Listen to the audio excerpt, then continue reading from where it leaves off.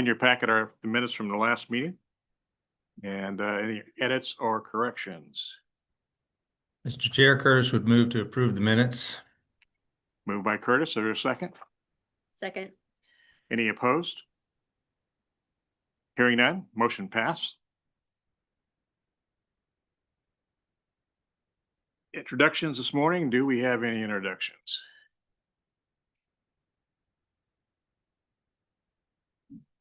Okay, hearing none. My report this morning really don't have a lot to report. I had a great holiday season. I hope the rest of you did as well. Legislature is back in session, I think as of January 12th. Respect those people over there and the work they do, but when I was a college president, it was better when they weren't in session.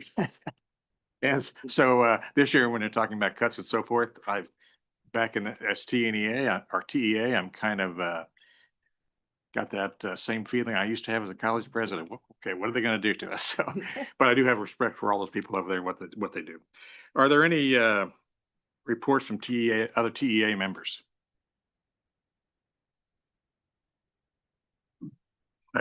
I'll be honest, Mr. Chair, I can't remember the last time we met and what I've done, but I did have the pleasure to visit Fort Scott Community College last week. Had a great conversation with Jack Welch and the stuff that he's got on his plate and what they have cooking in Fort Scott. I felt very good about that, and a great visit with him.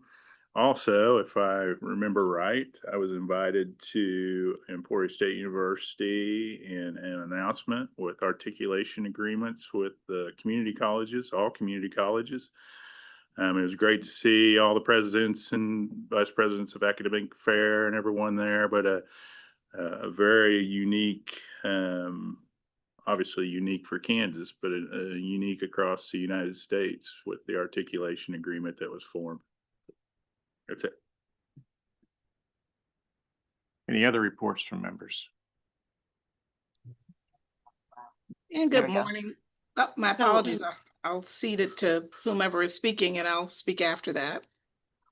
We had Citizenship Day earlier in the month, and we're fortunate several representatives from the Board of Regents got to attend. We had each of our 8 state-supported CTSOs that got to speak to the state board, and then they went to the Capitol and got to attend some legislative committee meetings and speak to some of our legislators. We also attended the Career Tech Vision National CTE Conference in December, and our state affiliate, KACTE, we were awarded the bronze recognition for our state organization, and there were secondary and post-secondary members there, and I said I would be happy to report that. So congratulations to KACTE. Dr. Anderson? Thank you. And you probably will see me in the room as well. I just had an overlapping meeting that just concluded, so I'm starting online momentarily. I'll see you in a few minutes, but wanted to share that, one of the items going into this session with the legislative session starting, some of the superintendents surrounding this area, and I've had some conversation about getting feedback just on Google Doc from the different superintendents about CTE, not only the importance, but some things that might not always be highlighted in the K-12 setting, and sharing that with the TEA board for next month. Part of that's just putting it uppermost and up in the forefront of our mind of just some things that are great collaborations, MOUs and articulation agreements, but also just some new pathways. Of course, I can speak to Topeka, but my hope is that you're hearing from people across the state of Kansas, particularly in rural Kansas. So excited about next month giving everyone a document, and I'll connect with April in terms of how best to get that to you, just to be able to just highlight what's happening K-12 as it relates to CTE and preparation for the future. Thank you. Thank you. Any others? Okay, we'll turn to a report from the April, Vice Chair, or Vice President. Thank you, Chair Rice. As a staff, we have been working on our federal report. So as you know, we manage the adult ed grant. We did have to submit that report on December 31st. So far, we have not received any notification of being in trouble or anything like that. Currently, we are working on our Perkins submission, so we do that 50-50 with KSDE. That is due by January 31st. I believe our plan is to start submitting data next week. So hopefully we will get through that without any sort of issues. On a positive note, we heard from Michael Brustein, who is an attorney we keep on retainer at the federal level for these two federal programs, that in both federal House and Senate, we have level funding for both adult ed and Perkins. So the House is supposed to vote this week, Senate next week. So that is good news, because we were hearing last year possible cuts, but we have received that we will have level funding. So that's great news for us. Just an update at the board office. We are moving away from the current packets as you know them. So your committee packets will look a little different moving forward. We're going to an online system called Onboard. So all of your documents will be there. We'll still print them in the meantime. We'll kind of do a little hybrid, but Jennifer Box will provide us some training on how to use it. We as staff don't know how to use it yet. So we will all get some training here soon on that, but wanted to warn you that probably February, we're thinking maybe start with committees, meetings. You'll start seeing an email from Onboard, and that's a legitimate email from us for documents. And the final bit of news I have, the hospital administration is having their virtual healthcare day on February 18th. Jaron is unable to be here. He's across the street, Capitol right now, but wanted me to give a final plug for that. So if anybody would like to register, I'm happy to send out that link. He did provide me some data from last year. We had over 4,000 students in 200 schools register and attend this event. We had people from kindergarten through our adult ed program enrolled and attending that. So that's great news. And he wanted to thank 10 colleges who supported it. He wanted to give a special shout out to the 7 who had videos. So that was Barton, Cloud, KCK, Johnson, Neosho, Washburn University, and WSU Tech. With that, I'll stand for questions.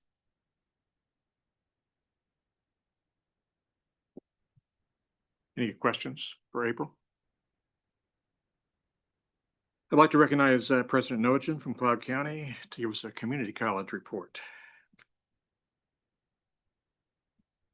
Good morning. We are all off and running for our spring semester. And so everyone is really busy, and it's also along with the legislative session. And so the community colleges were in town last week for KBOR, but then we as presidents had a day Thursday morning, donuts with legislators, just to catch up with all of our local senators and representatives, just to touch base and catch them as they start their legislative session. This month on the report, I focused or asked the 19 community colleges to focus on the talent pipeline and what value we bring to the state of Kansas. And I just shared on that first page, we all did an economic impact study with Lightcast. It was for the fiscal year 21-22. And it was really neat because we all did it as a sector, but then all 19 of us did our own institutional economic impact study. So it was really impactful when we talked to those legislators or the taxpayers too. It gives us good information and data to share back. And so it has been very critical and beneficial as we tell our story, not only in our local communities, but here in Topeka. But you will see just some quick stats there, that for that year, the community colleges added $6.7 billion in income to the state of Kansas economy, 3.3 of the state's gross state product, and impacted or supported 106,234 jobs. And so 1 out of every 18 jobs in Kansas is impacted by the Kansas community college sector. So I think that's very telling about the work that we do as community colleges. And in the next section, I won't read through all of that, but I asked each institution specifically kind of tied to the talent pipeline and growing that talent pipeline is the Kansas Promise Act. And so telling some stories or some statistics about how their institution has been impacted by that legislation. in there. And I know outside of the Promise Act, and maybe something that was told through Cloud's impact study, was that 70% of our graduates or our alumni stay in our service area. So not just Kansas, but in our 12 county service area. So I think that's also something that's very telling when we talk to legislators in our local community. They think we bring people in and then they just all leave. I think that's something that the community colleges do very well. And so I asked each institution to talk about the impact of the Kansas Promise Scholarship Act on their institutions. And then there at the end, we just include some press releases, some recent news among the community colleges. Member Bean included already that he was at the Emporia State agreement signing. We appreciate him being there and speaking. It was a great event, and so you'll see a lot of good stuff going on there. And we actually do have Community College Day at the Capitol on Monday, January 26th. And so that's a day where we all, as institutions, come in and we highlight a program and bring even some students in to talk about that in the Capitol. And so I'm very excited about that, hoping the weather cooperates so we're all able to be there. But at this point, I would entertain any questions that you have at this time.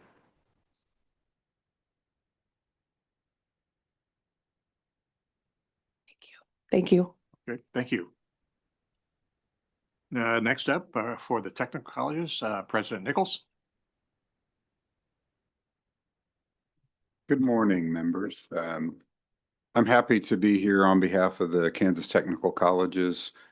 We have, many of us have already been up and at 'em early in January, going to classes and learning to meet those needs in the workforce that we all are experiencing. If you're a business owner, you really are looking for great talent to come work for you.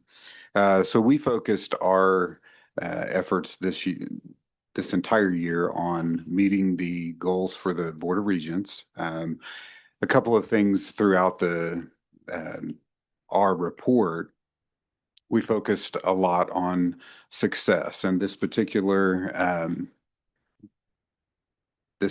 report, I want to focus on some of the things that are going on around the state with regard to success that students have, and our partners in that success, which could be philanthropic organizations, business partners, and so forth. So Flint Hills was able to receive a Patterson Family Foundation grant to expand their dental hygiene program. That was a tremendous success for them. That goes to show that we're not only seeking, funds to support public education, but we're reaching out to private industry and private foundations as well.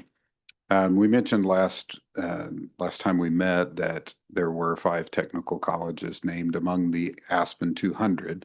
They expanded that list from 150 historically to 200, but that provides an opportunity for the Aspen prize. And I know there were community colleges from Kansas as well that were on that list. So that shows the quality of education that occurs throughout our state, both in the community and technical colleges. Some of the success things throughout the state, beyond that, the talent pipeline, President Knoten mentioned that we produce a lot of workforce that stay in our region, and that's typically true of the Kansas technical colleges as well.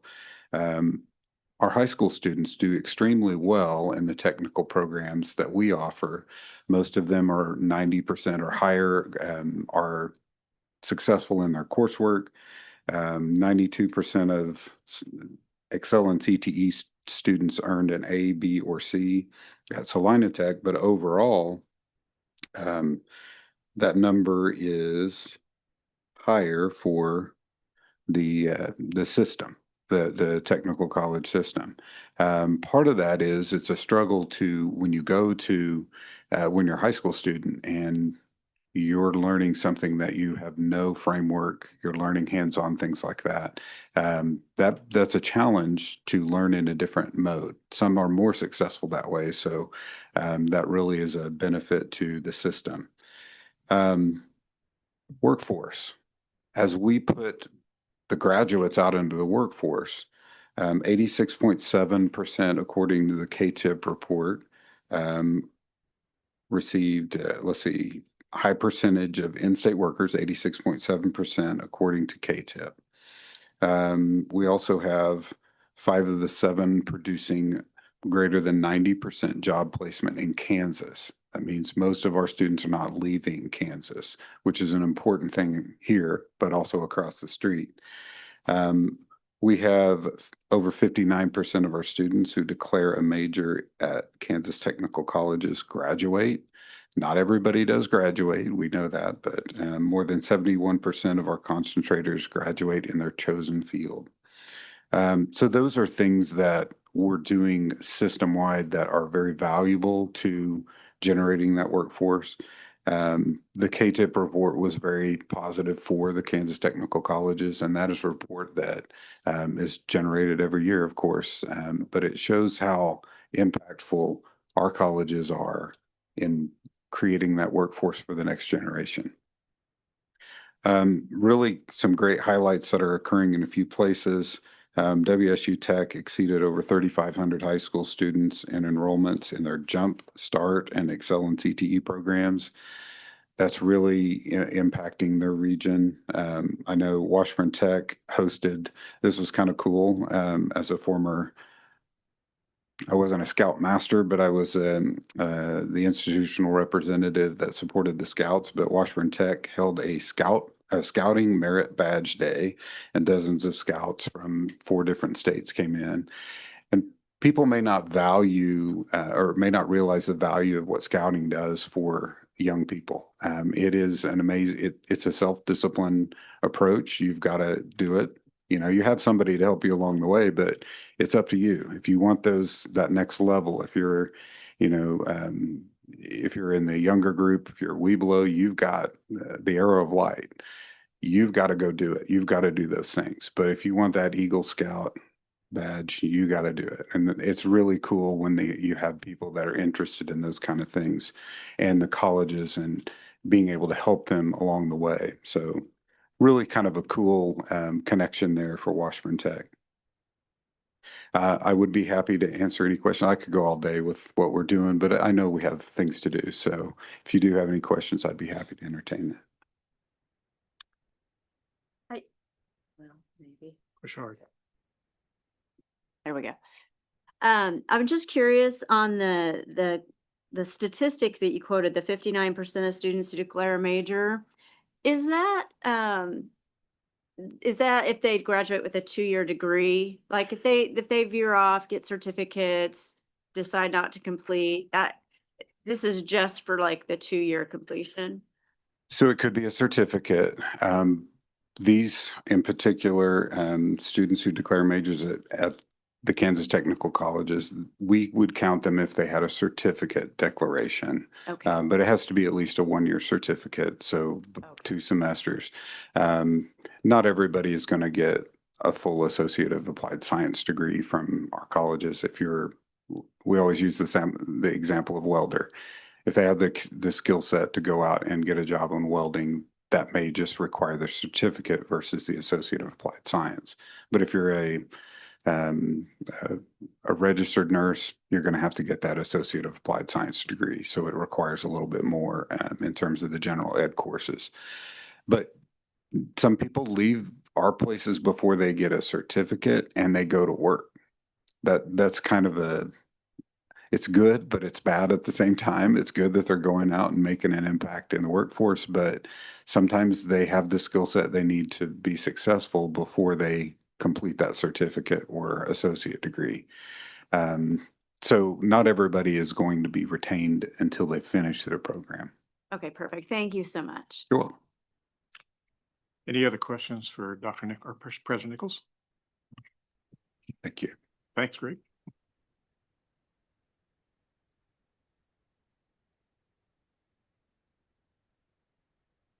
Well, as I said earlier, the legislative session started January 12th, and this morning we have Fred Patton with us here to provide an update on what's happening across the street. Well, good morning, Mr. Chair. I'm actually on your screens, and you summarized it correctly. They're back, and so now we've got to keep our eye on what they're up to. They started last Monday. They got out of the gate fairly quickly. They had bills on the floor last week. Lots of of hearings and presentations and committees already. So it's a quick start. I'm just going to give you a very high level update, as I know you've got Heather and Steve there to provide more detailed updates as it pertains to community and technical colleges. From a budget perspective, as we talked some last year, the legislature has begun putting their own budget together. So you've got the legislature's budget and the governor's budget. The legislature started fairly early in the fall, started crafting that budget. Both their budget and the governor's budgets were released last week. And so over the next couple of weeks, there's going to be presentations in the budget committees that started, well, some of it started last week, more this week, and then a lot next week. We'll be paying close attention to those budget committees to make sure we educate members what the priorities of the board are and make sure anything that's not been incorporated in the proposed budgets gets added in. Both chambers are going to try to have their budgets out by Valentine's Day, so that's fairly quick. So things are going to be moving at a rapid pace. In addition to the budget, the Board of Regents has 3 non-budgetary legislative requests. All of those are related to the scholarship programs that the legislature has and that the board administers.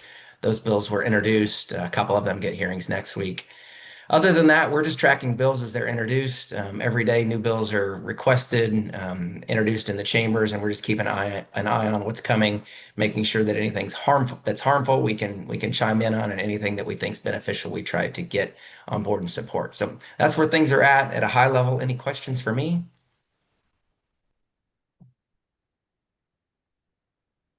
Any questions for Fred? Thank you for your report. Absolutely. I'll hang on in case you guys have questions after Heather and Steve, and we can all be here. So we wanted to give the opportunity this morning to the community college and technical colleges to provide an update on their legislative efforts this session. So we'll start off with Heather Morgan from the Kansas Community Colleges. Thank you, Mr. Chairman. I'm going to start with a few bills and then go on to the budget. So Senate Bill 341 will have a hearing this afternoon. That bill relates to concurrent enrollment and standardizing the payment practices across the system. That bill is a bipartisan effort trying to get at the idea that there's money going to K-12 and higher education at the same time. Senate Bill 340 is a Promise Act bill that would ban co-requisite courses from being funded by the Promise Act. So as you all might remember, the Kansas Board of Regents has required us to quit offering developmental only classes. Previously, developmental classes were not okay.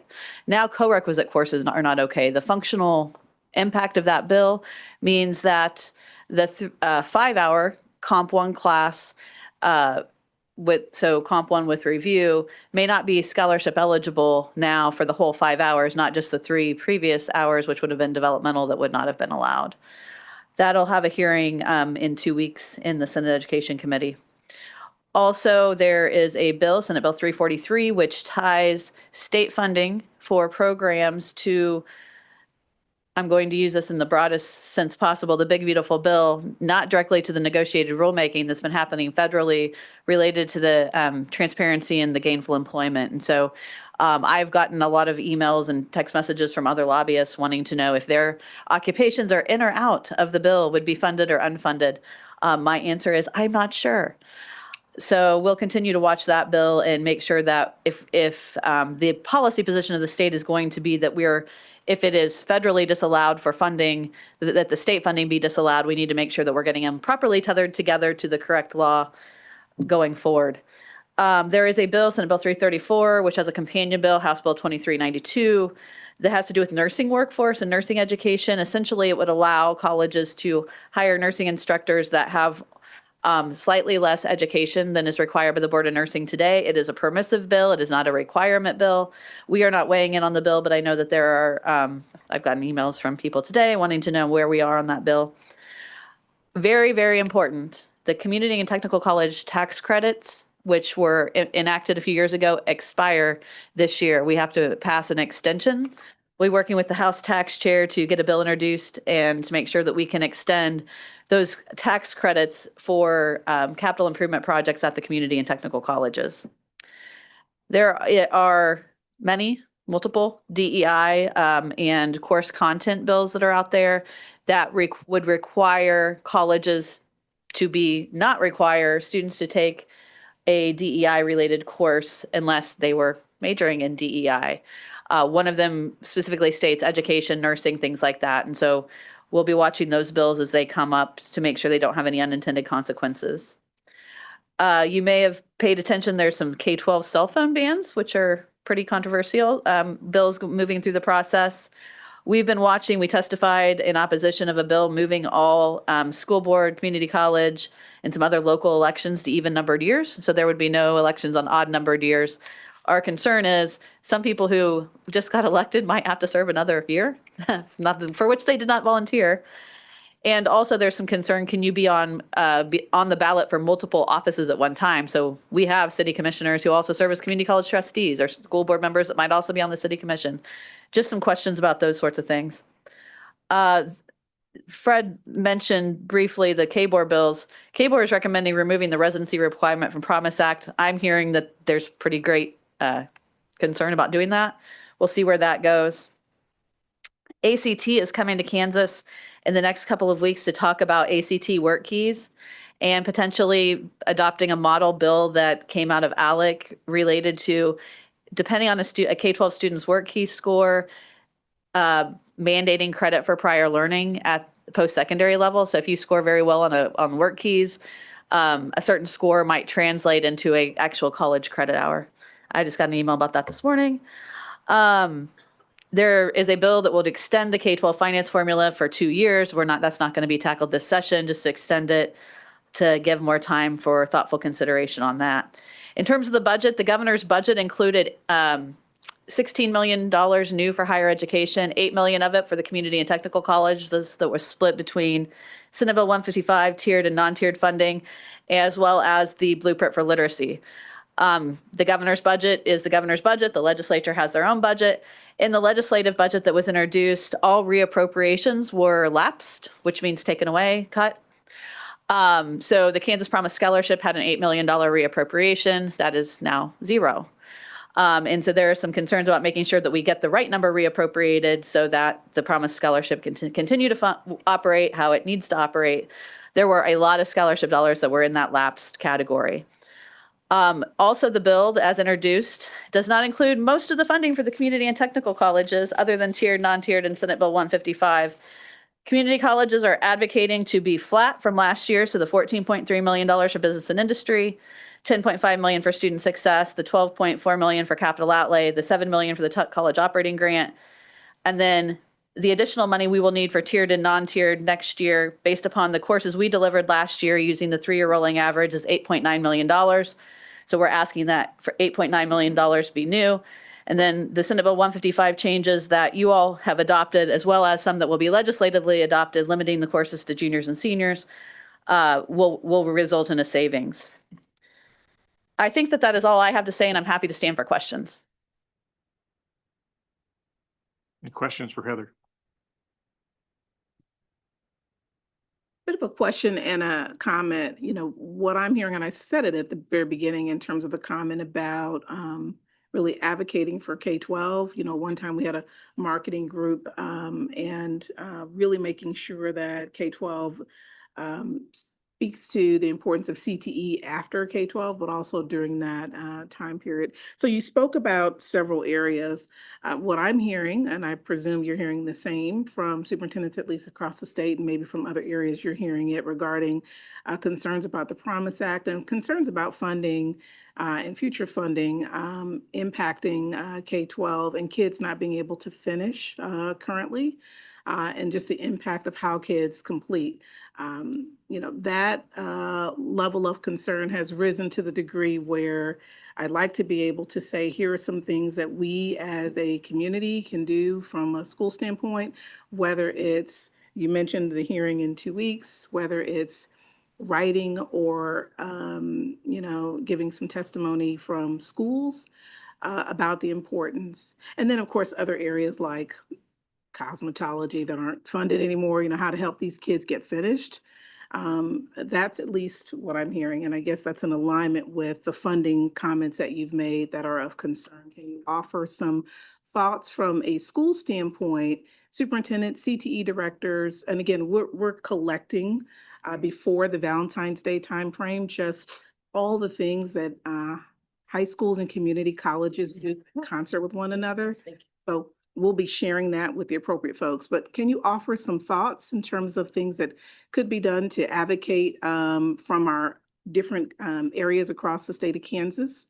Yeah, I think that clearly highlighting the partnerships is really important. I didn't go into it because I could have a whole another 5 papers of things that are going on across the street. One of the things I think we could do together, and Member Clark and I have talked about this, have reason to believe there will be another proviso coming that has to do with how we map our CTE courses for K-12. So let's say a student wants to get, I'm going to make this up, keep it simple, CDL. If I want to get my CDL, what courses do I need to take at the high school level and the community college level that leads to that credential? That is not an unreasonable request to have a mapped pathway for each credential at each community or technical college. What's the pathway? So I think that there is real legislative interest in funding CTE, but making sure that we have students on a pathway to completion, and that the money that we are investing in CTE is really leading to those credentials, and that the students who are getting the credentials really intend to enter the Kansas workforce in that area. So anything we can do together to make sure that every dollar that we're spending on this is really turning out the ROI and we're getting those credentials, that's something that we all need to be working on together over the next year, and might be encouraged legislatively to do so. So you're saying we aren't tracking at this time the students that take a course or the coursework in high school and then complete at the community or technical college, or result that their work in high school then results in some terminal degree, certificate, or whatever for workforce. We know who's getting the certificates currently, but what we don't know is, well, what we do know is there's a lot of people who aren't getting to that completion. And so how do we help parents and students, and when they're doing their 8th grade IPS, what courses do they need to be taking if they want to get the certificate? So we need to have a better roadmap created for those students and parents so they can map that out, so that we don't come up 1 credit short, or we don't, oh, I enrolled in this and I thought that was going to get me to this, and it really doesn't. So it's just being a little more clear with our students and parents, I think. Okay, so follow up to that. It seems like, so that's a good idea. I have no issue. I mean, I think that's an excellent idea, what you're thinking about doing for the roadmap. But we need to, don't we also need to track how beneficial the dollars are in being spent in some sort of terminal, or a degree or certificate that comes as a result of the training? Yeah, yes, that goes back to the big beautiful bill and tying that back to the gainful employment piece. So that's going to happen for every certificate and degree, and we do that through the KTIP report currently. And we've got to keep helping people understand that. Some people think RN, oh, they're making 50K. No, they're making closer to 100K these days if you have an ADN nurse. And so I think that it's both parts. It's how do we help make sure that students are on the path to get that? When they get it, what do they earn?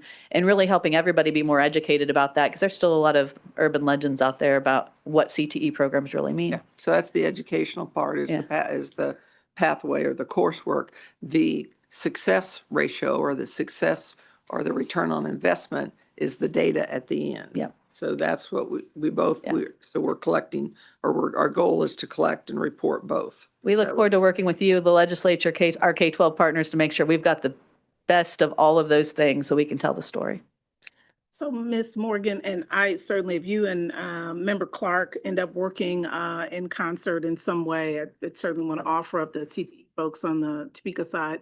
So in 2 weeks, I mean, just to be pretty direct on steps that we or I can advocate, at least for on the superintendent or the school side, there'll be the tax credits, the hearing on that. And so I guess, so what I'm asking is that, is there some benefit perhaps to the school level folks who may not always be heard from to organize in a way that gives some impactful testimony, or how impactful it is, I guess, is up to the reader of the testimony or the listener of it.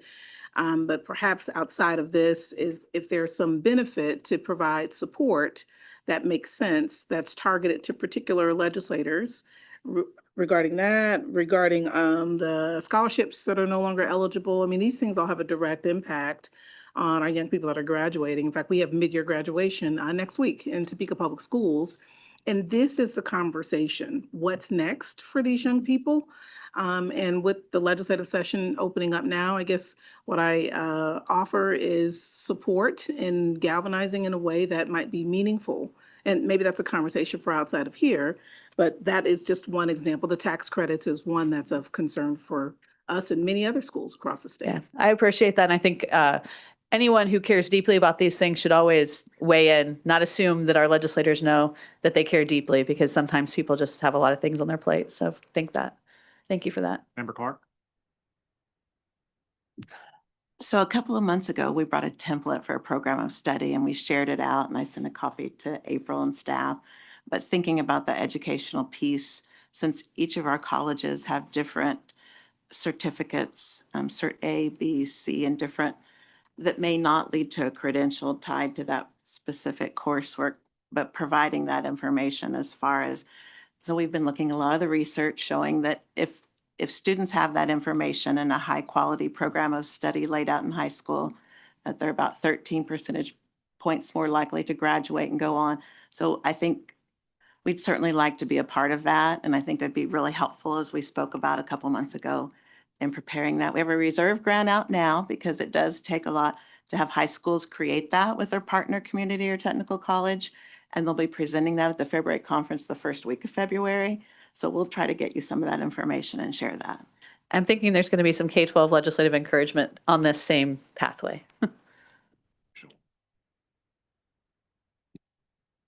I might be just a little confused. So when you say pathway, so doesn't each, I don't know, I'm thinking about my daughter in college, like program requirements of what classes you have to take. Is that the pathway you're talking about? It's a little more complicated than that. So there are high value industry recognized credentials, and there's other industry recognized credentials, and then there's certifications and degrees. So I think what we would like to do is say, if I take electrical 1, what high value industry recognized credentials might I be prepared to attain or sit for the test? What other industry recognized credentials might I be prepared to attain or attain automatically through that? And this course plus this course equals this certification or this degree. So it's a little more complicated. It's just trying to map everything out for all the opportunities to earn things that are, quite frankly, valuable in the workplace. When we have people who are trying to apply, make sure you're putting these skills on your resume so Kansas employers know you can do these things. And just for the record, I just wanted to go on record and say that our program alignment process, we have started articulating with K-12. So of our 25 alignments, I'm looking for Crystal, I want to say 4 or 5, we have worked with faculty from K-12, and they're either courses or a series of courses that a student may take in high school that are equivalent to certain courses within our alignment. So we have started that. Any other comments, or Heather? Oh, excuse me, Amber. I would just echo what Member Clark said. We have been in conversations, and we do have degree maps. So on our side, it's a degree map, to your question too, that we're required to have as part of our performance agreements for KBOR.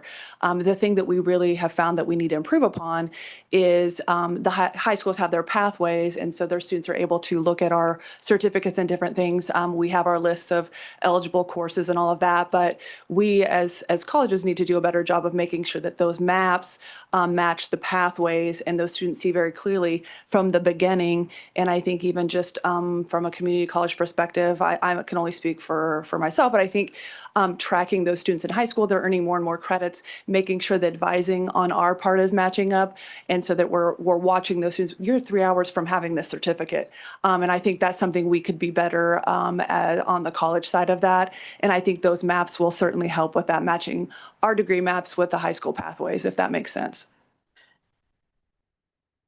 Great.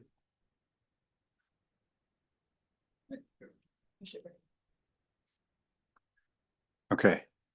So this is kind of my bailiwick. When I was a VP of Academic Affairs, I worked with the school district counselor out in Colby, and we worked for getting individual plans of studies aligned with programs in colleges. Okay, so I was at Colby Community College at the time.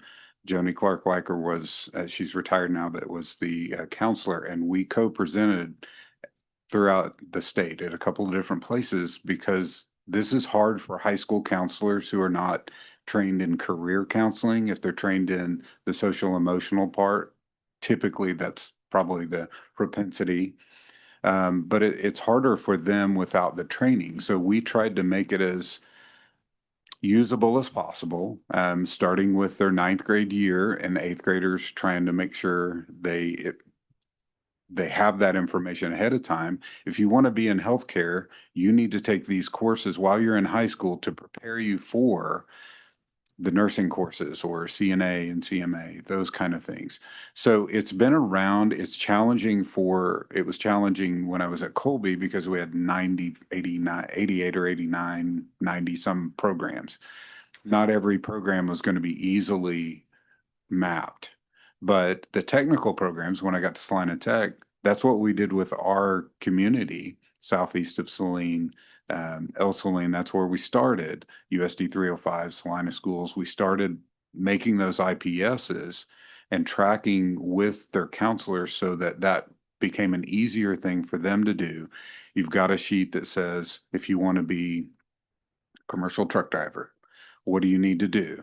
If you want to be a welder, what do you need to take in 9th, 10th grade before you want to come out, either to our place or if there's an opportunity at your school? So it's out there in some places. There are many IPS mapping strategies that are throughout the state. So it occurs. It's just really challenging with as many programs as you guys often have. We didn't have as many. So when I first started at Salina Tech, I think we had 19 programs. That's manageable. When you have 90, that's really challenging.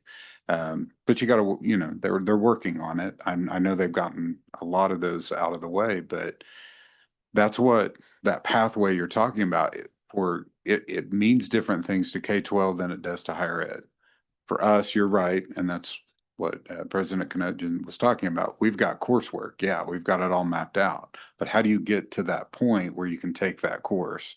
That's where the IPS is vital for the K-12 and higher ed connection. I will just say the legislature is very appreciative that we are looking for ways to be more efficient, making sure that we're getting the outcomes that we're trying to get with the money, and being willing to do things that might be administratively inconvenient but need to be done for the benefit of students. We also have used some of our student success money for dual advising so that the high school and the college are sitting down together and advising on some of those IPSs going forward. I failed to mention one thing, then I'm going to sit down. We are having, barring a snowstorm catastrophe, Community College Day on Monday, where we will be bringing our CTE programs to the Capitol to showcase them. We are also having an announcement with the 184th Airborne out of McConnell Air Force Base related to a national security program on Monday, partnership with some of our community colleges in our strike zone strong areas that we're really excited about. And Senator Marshall has been engaged on it. And it's, I think, demonstrates how both the community and technical colleges can move quickly, partner with industry to benefit not only the state of Kansas, but quite frankly, the nation. So thank you. Thank you, Heather. For the tech colleges, Steve Kearney.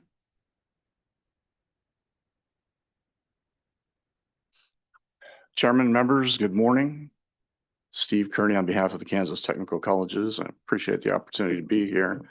I do have to tell you that following what Fred gave, the information he gave you and Heather gave you, not even 2 weeks into the session with a short week this week.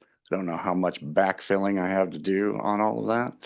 I think they've laid it all out fairly well for you. I would tell you that generally speaking, as it pertains to the budget, I think the technical colleges are in agreement about those things that were left out and those things that need to be added back in with what Heather had to speak to.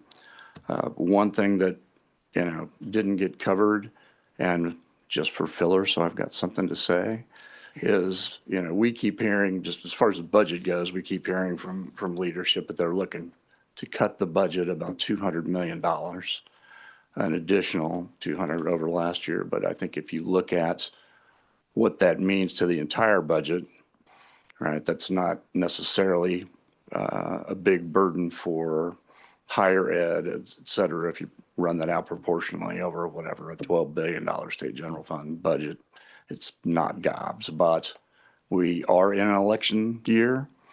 All the House seats are up. We have, what's 3 or 4 folks in the Senate running for statewide office, and a couple, at least 3 in the House running for statewide office. So that will be kind of an, overarching driver some of the decision making and the like taking place probably. So good for you to be aware of that. Plus that while they're talking about trying to cut the budget a fairly, overall what seems to be a fairly small amount, they're also still very focused on trying to figure out a way to cut taxes. They took a lot of flack last year for leaving without doing anything super meaningful on taxes. So whether that's a constitutional amendment or who knows, right? The House and the Senate both take very different approaches to those things. So we'll see when it all gets done. And the other piece, I think, is that without question, they really are serious about moving this thing forward at light speed.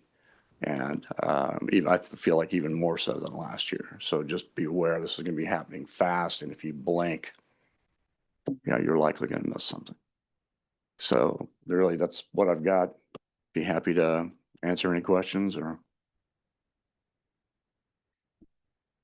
Ray?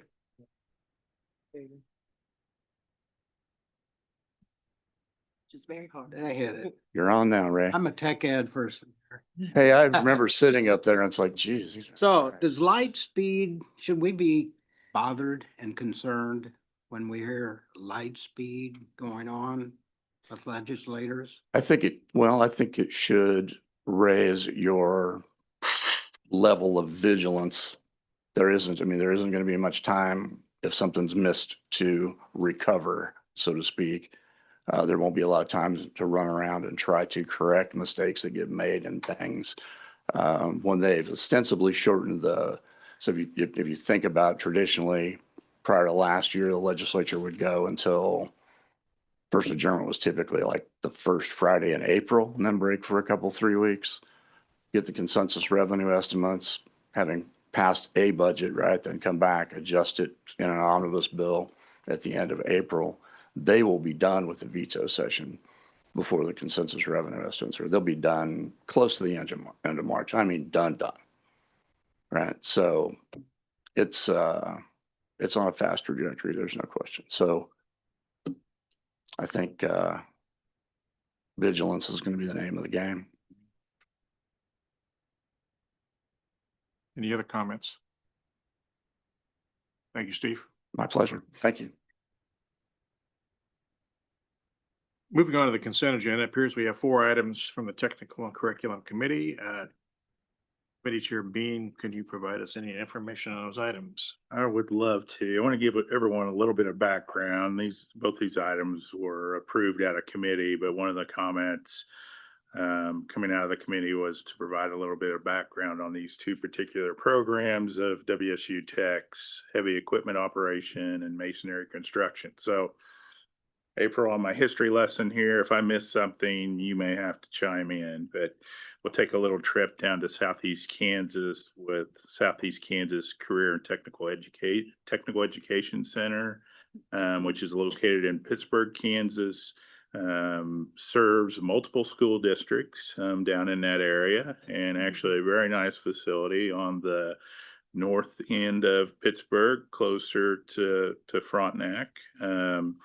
Historically, Fort Scott Community Colleges has delivered courses in there in February of 25. So almost a year ago, the leadership of the Southeast Kansas CTE partnership made the decision to dissolve the partnership with Fort Scott Community College.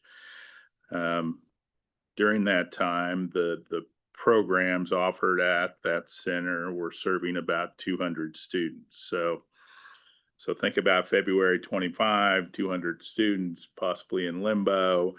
The advisory board, Southeast Kansas CTE Advisory Board, made the decision to engage Wichita State, WSU Tech in that process. WSU Tech was contacted in early 2025.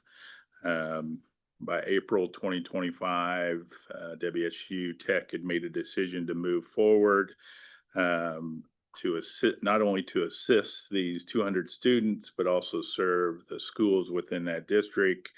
WSU Tech engaged in a partnership with Pitt State University. So the only two programs offered at Southeast Kansas CTE that WSU did not have approval for were heavy equipment operator, masonry construction. They were given a provision by the Board of Regents to offer those two programs while they worked to getting the programs approved. So here we are today with these two programs coming out of the committee that were approved during committee, also the new promise impacts. And so, Mr. Chair, I would make a motion to approve the consent agenda. Motion to approve by Bean. Is there a second? Second. By Member Hoover. Are there any objections? Motion passed. If there are no objections, we're gonna, we have some young men here from the northwest part of the state, and we want to see that they get home tonight before dark. So we'd like to move them ahead on the agenda. So we have Eric Tincher, State Director of Skills USA, and I'm gonna say the men in black over there, and You're right. we'll hear from you. Sharp dressed men. Good morning, Chair Reese, members of the TEA. Yes, I'm Eric Tincher. I'm proud to be the Skills USA Kansas State Director. Took this position starting December 1st, and so not counting Christmas break, been on the job now about 5 weeks. So it is learning fast and furious, but I'm blessed to have Carrie Keller. I'm just have Carrie wave and stand. Carrie not only serves as the Skills USA Board of Directors President, she also is the trainer for our officers and keeps me out of the ditch. So she just has been a godsend to me as far as what we're going to do as far as a state competition. We have a state competition every year, always in Hutchinson at the fairgrounds. Historically, have over 600 students. We're going to have 600 students again this year. And that competition will take place March 2nd through the 4th. And then from state, we figure out who goes to nationals. And nationals will take place in Atlanta. It'll be the first week of June. So we have a lot of excited young men and women, high school juniors and seniors, as well as college students who are preparing for these tests. And that's a variety of tests. I mean, automotive, cabinet making, plumbing, culinary arts. There's like 87 different tests that students can do, both leadership and technical skills. So we're very excited to partner with the fairgrounds, tremendous people there, looking forward to us. And there's a lot that's going to go into that. A lot of logistics. Ray knows I was a logistic officer for the military, so I'm looking forward to applying some of those skills that have been taught to me to make Hutchinson successful. So thank you, though, Carrie. I could not do it without you. Just a public shout out. In addition to people like Carrie, we have people like Jeremy Sirland, who is an advisor. If Jeremy could stand or raise his hand. An advisor, a faculty member. We have them, as you well know, all over our state. Just dedicated people who are, yes, they get a paycheck, but they're in it to help students. And so they have been doing it for years and years, and it's from Atchison to Liberal. It's all over. And so people like Jeremy get to be an advisor to these young men, and we're just blessed to have people like Jeremy as well as other advisors. You don't want to hear from me. You want to hear from the students. I know that, so I'm going to get out of the way. But they've been working on their speeches, and they're excited to come before you and just talk about what their goals are, where they've been, how they've grown, and what Skills USA means to them. And I just want to give a public shout out and a thank you for supporting Skills USA, as well as our other CTSOs across our state. Those organizations help young people gain confidence and grow not only in their chosen profession, but also just as individuals. And so without your support, we couldn't be successful. So thank you for all you've done to support Skills USA through the years. With that, I'm going to turn over to Mark. Mark, you want to come on up?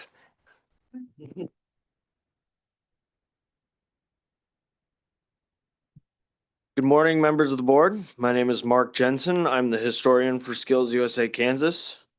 I'm also a student at Fort Hays Tech Northwest. I am currently pursuing a degree in app development and emerging technologies. I'm a second year currently. My involvement with CTE was mostly in high school. Freshman year, I had taken FFA where I learned how to work with teams and develop skills. Senior year, I had taken FBLA and I got to witness the founding of my school's FBLA chapter. Very nice. And in it, I learned proper business etiquette and behaviors, but also more team bonding skills. Just more things that help me not only in a business setting, but in my life, which looking back at it was probably one of the best things I did. When I came to college, I had decided to join Skills USA. I had participated in a web development competition, which helped me be more competitive with my skills, but more importantly, I developed new things that I hadn't even learned in class. And now with being a state officer, I'm learning many new things and I look forward to what I may learn, but I look forward not only to what it does for me as a businessman, as I hope to own my own business one day, but I look forward to what it will do for me in my community, both as a friend, as a member of my family, and as a member of what business I may go into. When I finish my education, I hope to go into the workforce unless plans change. Regardless where I end up, I look forward to what Skills USA is going to do for me. Thank you.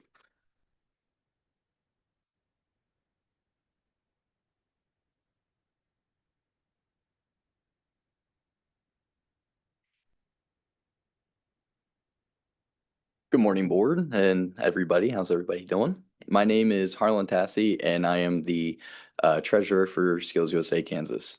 I am a first year at Fort Hays Tech Northwest, and I am going to be getting an associate's in app development and emerging technologies with the hopes of getting involved in that workforce when I complete my course.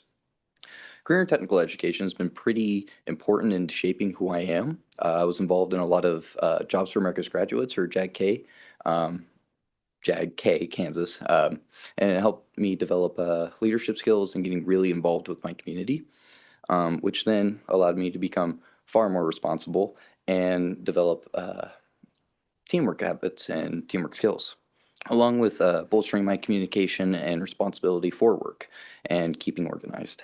My senior year, I was both a high school student and a college student, so I went from being, what is it called, senior fever, where don't want to be there, and then I had to go to college in the afternoon. So I had to take things seriously. I had to take my education seriously. I had to be on task. I had to keep everything together, stay organized.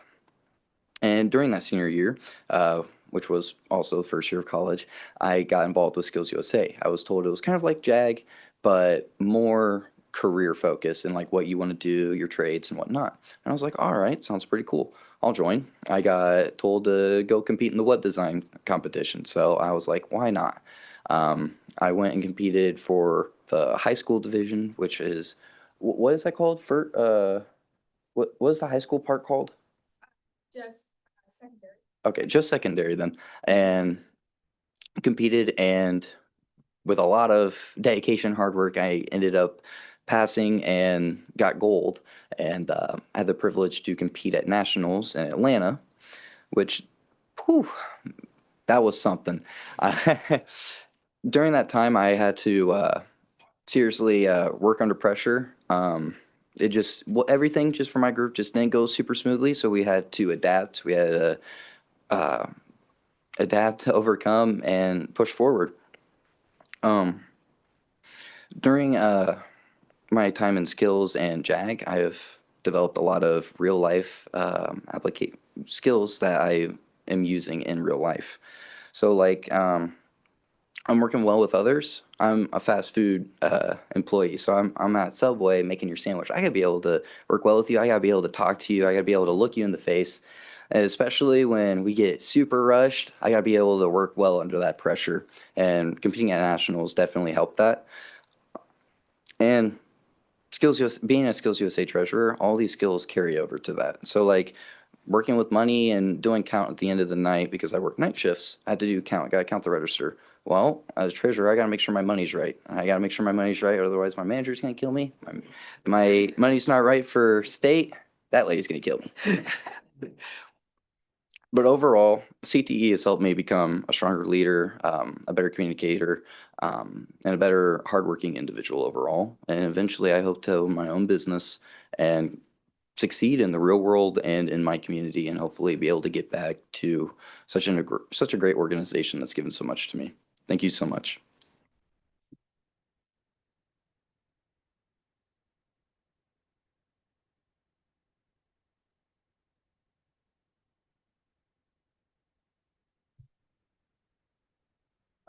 Good morning. My name is Carson Malott. I currently serve as a Skills USA Kansas parliamentarian.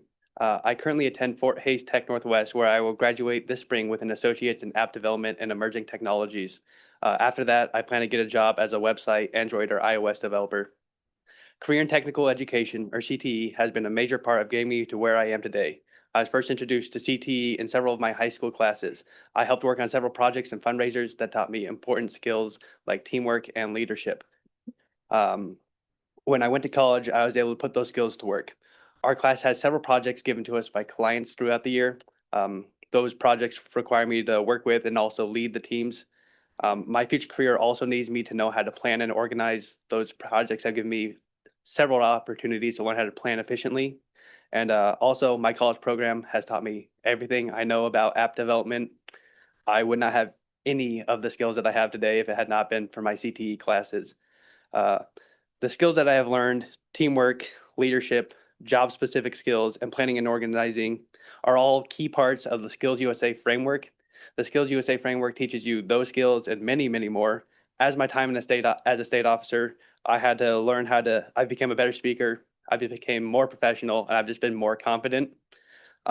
Just to be able to stand up here today, I had to write this speech, I had to practice this speech, and I just had to look this good. I would not have done any of that had it not have been for Skills USA. All the skills that I got from Career and Technical Education and Skills USA have made me a better leader, a better person, and a better team member. Thank you.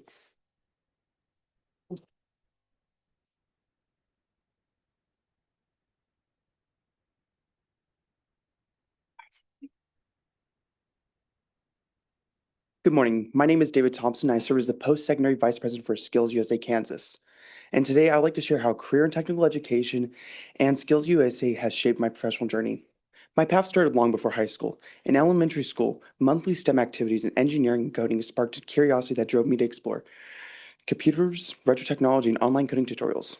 By the time I reached high school, I was encouraged to take classes that transferred directly into the workforce. In my high school's information technology pathway, I did not just earn credit. I earned industry certifications, and by the end of my sophomore year, I was a certified web developer. I put these skills to work immediately by building a functional website for our Cars and Careers car show.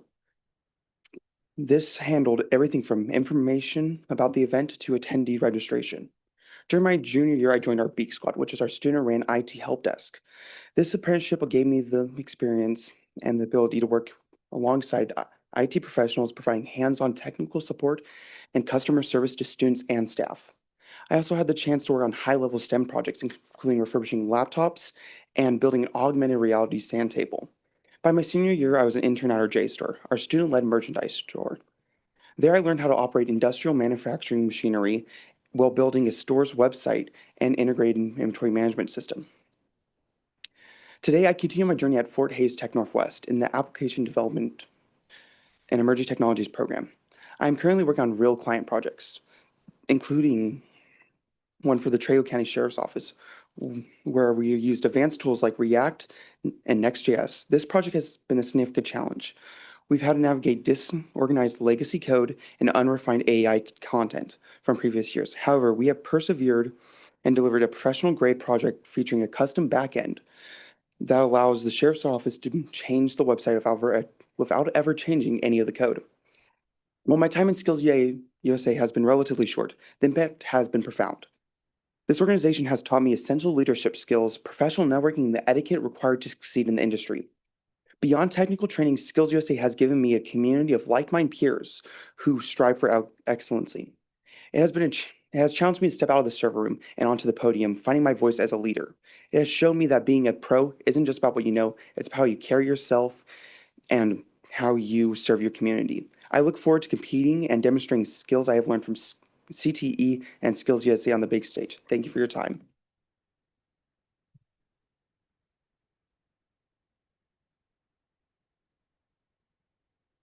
Good morning, everyone. My name is Blake Luna, and I currently serve as Skills USA Kansas post-secondary president. Before I go into my journey to speak about my career and how it shaped me as a person, Skills USA is a student-ran organization which kind of surpassed over 200,000 students from all over the world or all over the states that I got to kind of see from my parts being in Skills USA. So my journey is, hi, my name is Blake Luna. I'm from Scott City, Kansas. Small town in Scott City, Kansas. But I currently attend Fort Hays Tech Northwest as a computer graphics major. My journey started out playing sports. I want to be involved.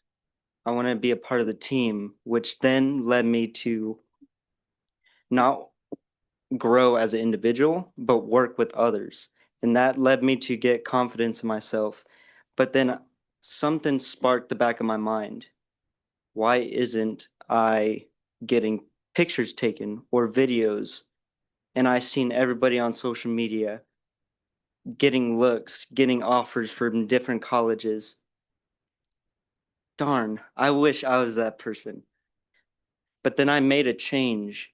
When I first came to Kansas to graduate from Scott City, Kansas, I want to attend college and get my major or my associate's degree in computer graphics, which then I took that role and became a sports photographer or an overall photographer. Then I first heard about Skills USA. Man, what is Skills USA?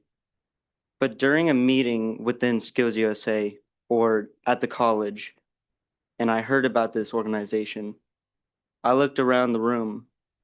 Nobody raised their hands.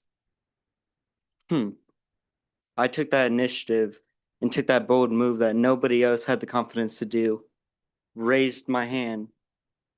I didn't know anything about it, but I wanted to be the great person to make that change. So I went with it. Later down the road, fall conference came around in Hutch, which then I met the greatest people ever, which then boosted my career as a photographer. I met the state director, which then retired, Becky Warren, which then I asked her, do you guys need a photographer for state level or at the Skills USA conference held in Atlanta? I became Skills USA Kansas lead photographer. When it came to the conference, the big stage, I took that initiative to talk to people, meet different people within the student-ran organization of Skills USA. And I met new people. I got the confidence to go up and speak to different people that may have the same story as me playing sports, but different career levels. Back to the competition as a photographer. I took photos of competition, other district state officers. I was in front of that main stage while they were announcing, and I was taking photos of the entire organization to be upheld, which then got showcased on various social media platforms which was the main Skills USA platform, which surpassed thousands of views. Now that how would I say it? Now that I got that confidence in myself to do that, it boosted my career, and I want to pursue this career as a photographer in the state of Kansas, which then I want to soon open my own business to get the looks of not just myself, but high school students and middle school students, because I was that one kid in their shoes that I wish I had looks. I wish I had offers. Hey, look at me at this game. So with that hand, I soon will be graduating this spring or May, and then transferring to Fort Hays Tech not Fort Hays Tech, the main university of Fort Hays, with hopes to get my bachelor's degree in digital media and journalism, which then I will expand my photography skills. Thank you.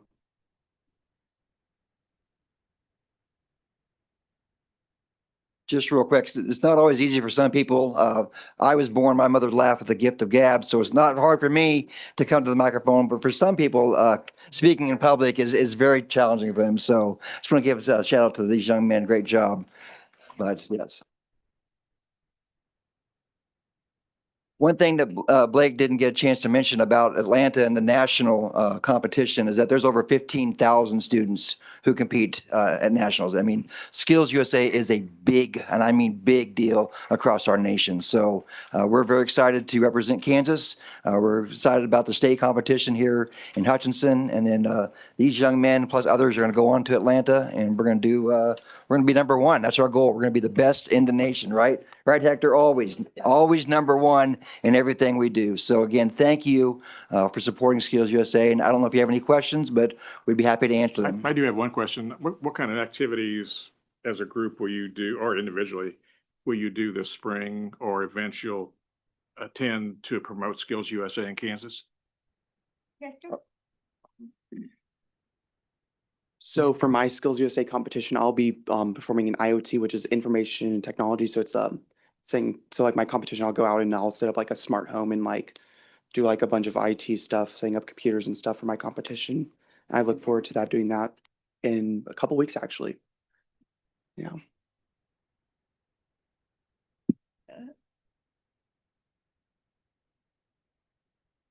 I'll be attending the conference in Atlanta, continuing to take photos, but now as my second year, I'm in college learning internships, working with other business leaders within the community.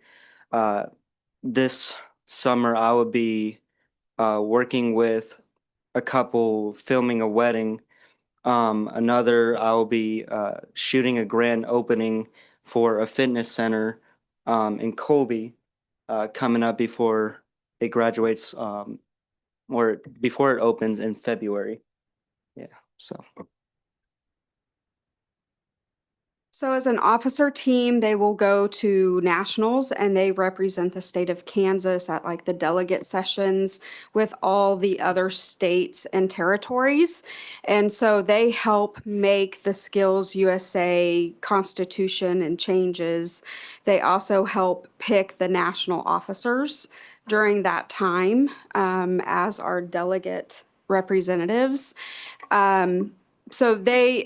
For the state of Kansas, we also will be helping with some conferences come, when is that, late or August?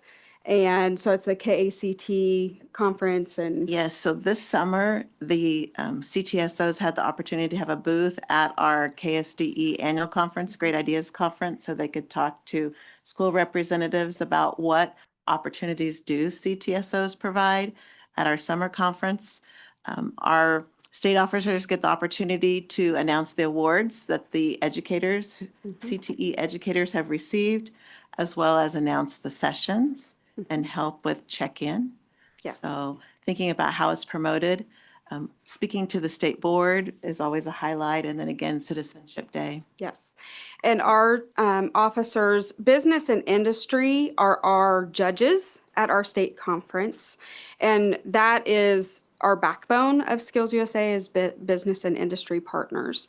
And so we do take our state officers around to our business and industry partners to help get them on board and also help tell their stories so that they know that they do have an impact. When I was an engineering teacher in Winfield, I did that for 16 years, and that's how I got involved in Skills USA. Like, my students would go tell their stories to the business and industry partners that we had, and they knew that their involvement was making an impact. And that's what we do with the state officer team as well, because a lot of those business and industry do give funding to our events, and we want to make sure that they know that their funding is helping make an impact on everybody's lives. And we also do community service events within their individual communities, and also Hutchinson and the national community service events. So the officers do a lot of outreach as part of the officer team. So we have the post-secondary, and then we also have our high school, and we combine, and we are one officer team. Thank you for all that you do. And young men, you all were exceptional. Yes. I believe maybe Harlan may have mentioned that you worked at Subways, and you shared the impact of JAG in high school. Can someone else share what the most impactful course in high school that you feel like is important for school educators to know?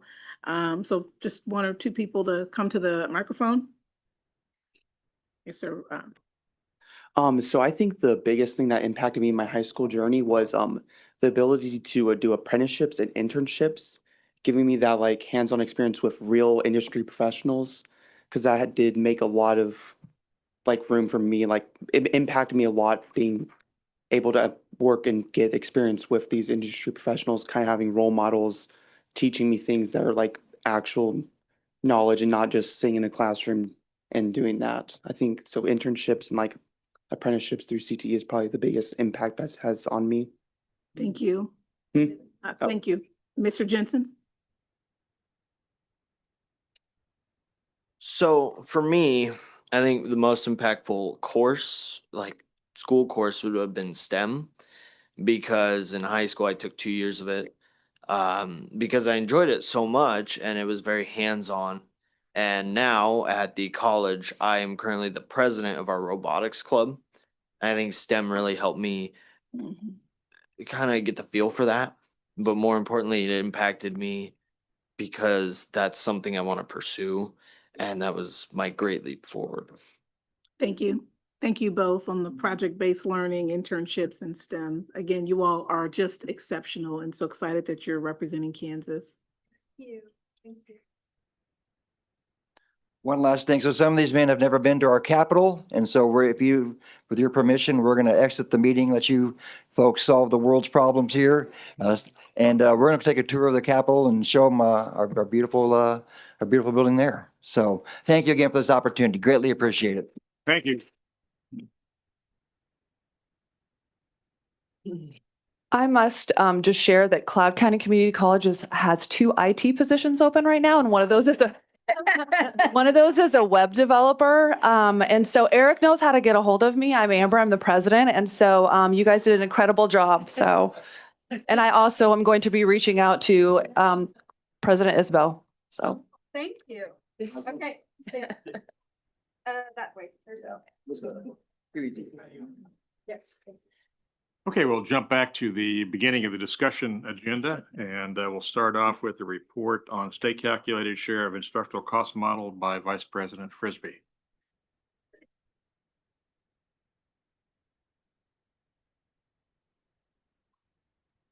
Morning, authority members.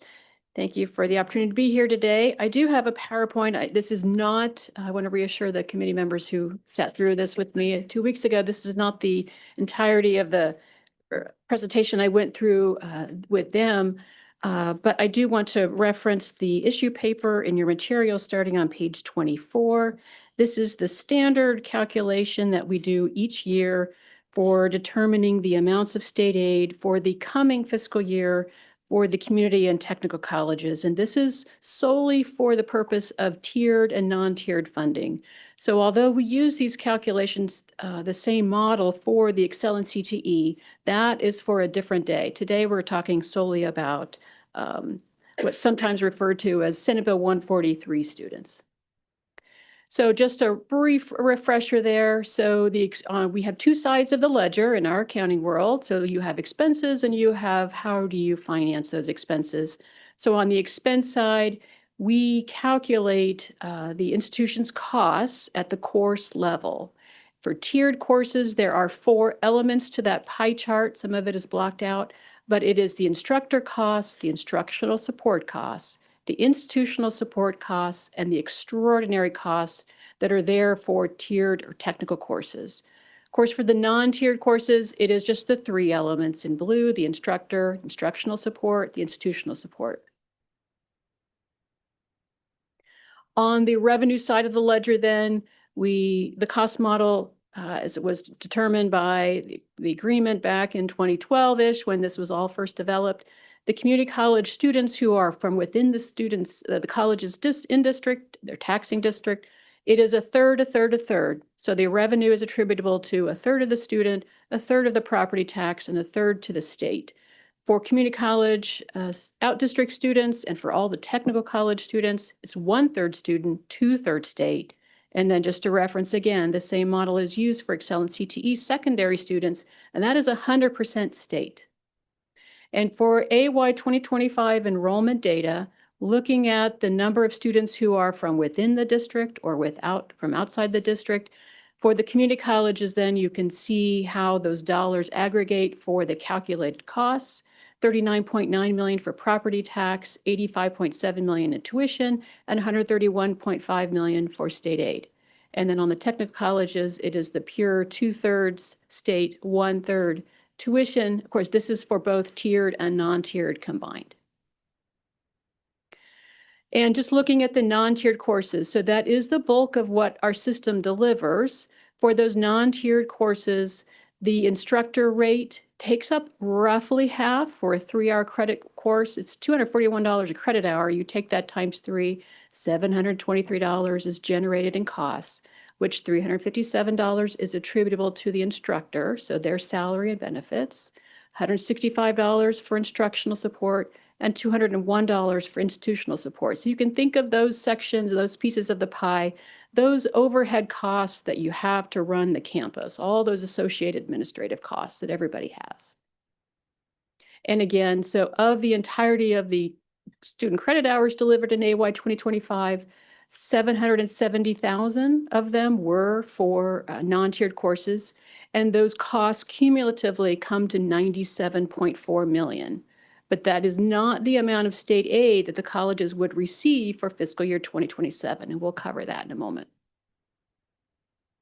Again, just another display of the third, a third, a third, a 2/3 third, or the 100%. So of the community colleges of students who are in district, that was 39.2% of the entirety of the courses.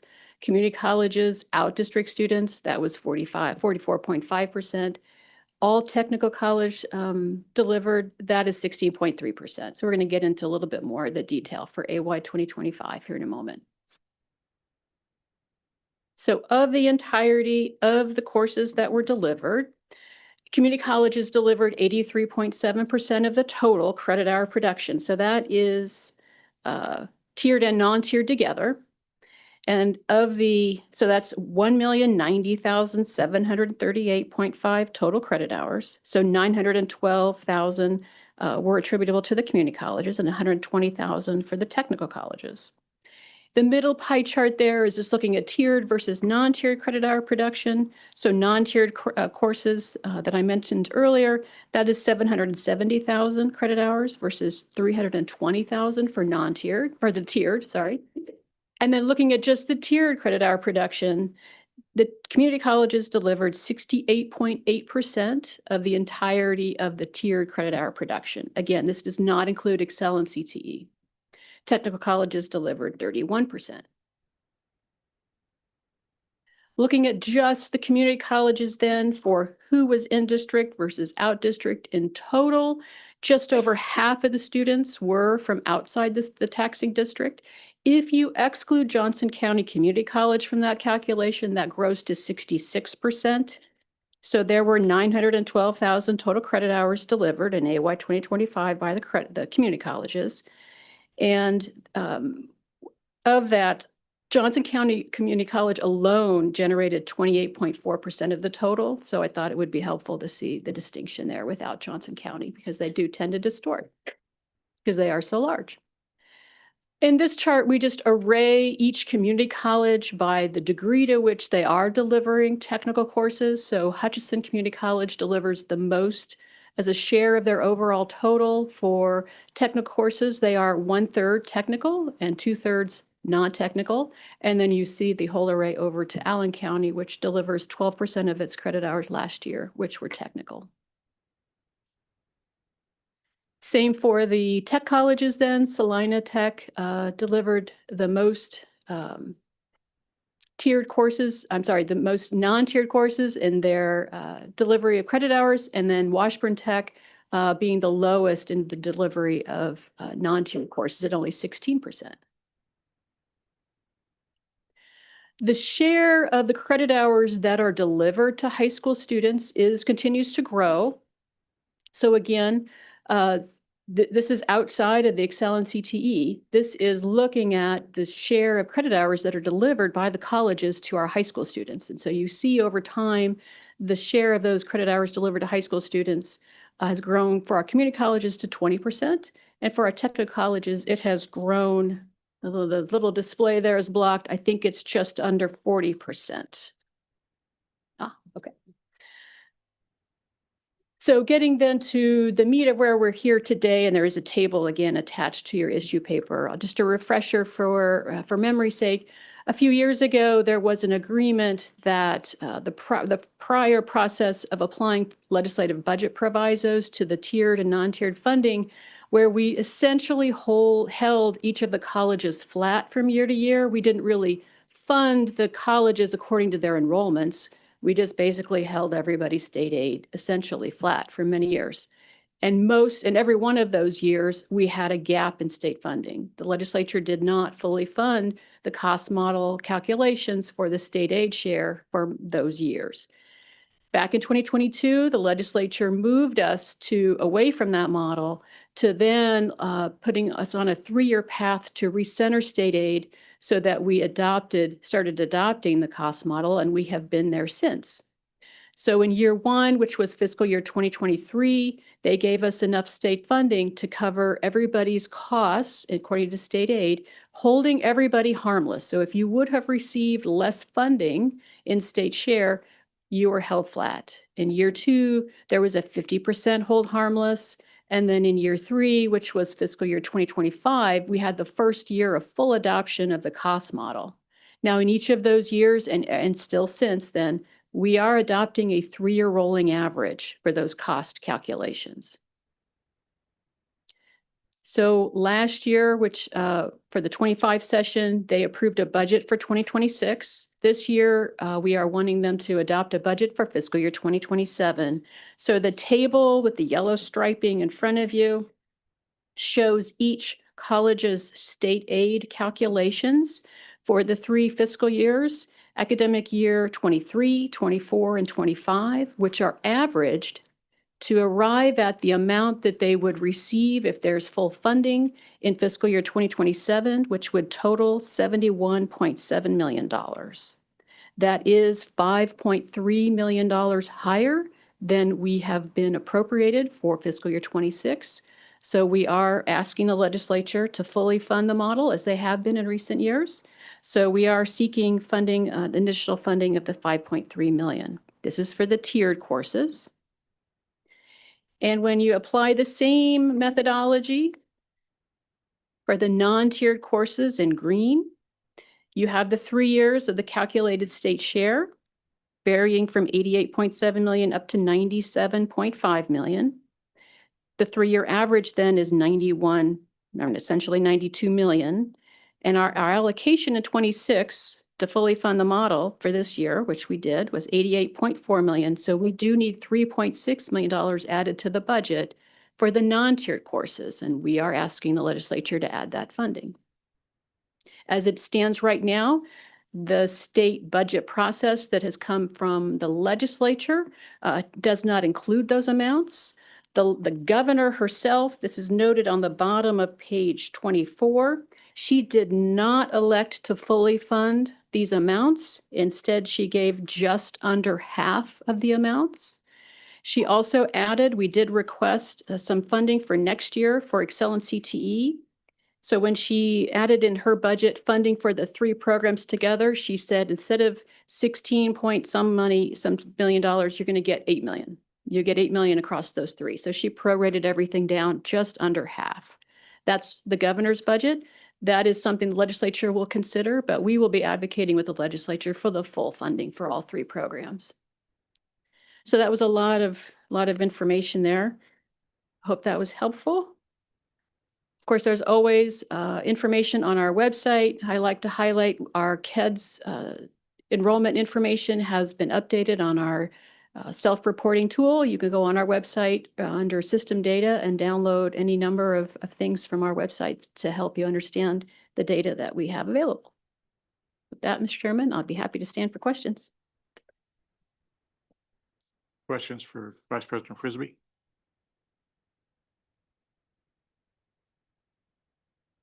Thank you very much. Thank you. Moving to discussion item A2. I'd like to call on Vera Brown, our Director Vera Brown, to provide us an update on TEA statutory requirement for House Bill 2195. Good morning. It is my pleasure this morning to bring forward a discussion on the House Bill 2195 from the 2025 legislative session. It establishes the Kansas Technical College Operating Grant Fund. The issue paper for this item is on page 28 of your packets and includes supplemental information for this discussion. I would like to start with the background section where you will find the full text of the law. The statute begins with a statement charging the Kansas Board of Regents with administering the grant fund. The law sets up an expectation for 2 expenditure categories of instruction and operations and charges the TEA with the establishment of target objectives for each college's region and the state. Then the statute goes on to explain how the funds will be appropriated and processed. And finally, it provides the definition of technical college and adds Washburn Tech to the list, which is a common practice for technical college bills and statutes. Because the TEA is specifically identified in the law, Goal 5 of the TEA this year is to partner with Kansas technical colleges to develop and implement targeted objectives that guide the use of the Kansas Technical College Operating Grant Fund. And the specific language that we will be focusing our attention today on is bolded and underlined in the text. And it comes in 2 parts. 1, identifying instruction and operations, and 2, identifying the TEA role in this statute. All expenditures from the Kansas Technical College Operating Grant Fund shall be for instruction and operations to meet target objectives established by the Post-Secondary Technical Education Authority for each technical college's region and the entire state. As you may notice, the statute does not provide a definition of instruction or operations, and there is not a standardized definition readily available for adoption that we found. So board staff collaborated with the technical colleges. We researched various sources such as single audit categories, instructional model language, and we consulted with the finance staff.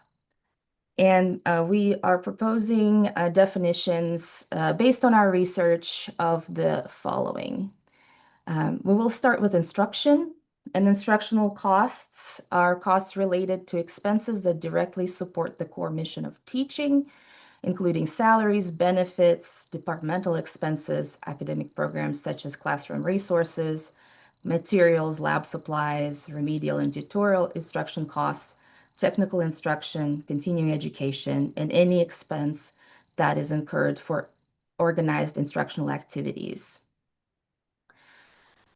This definition was a little bit easier to compile because we do have sources and statutes and processes that talk specifically about instruction.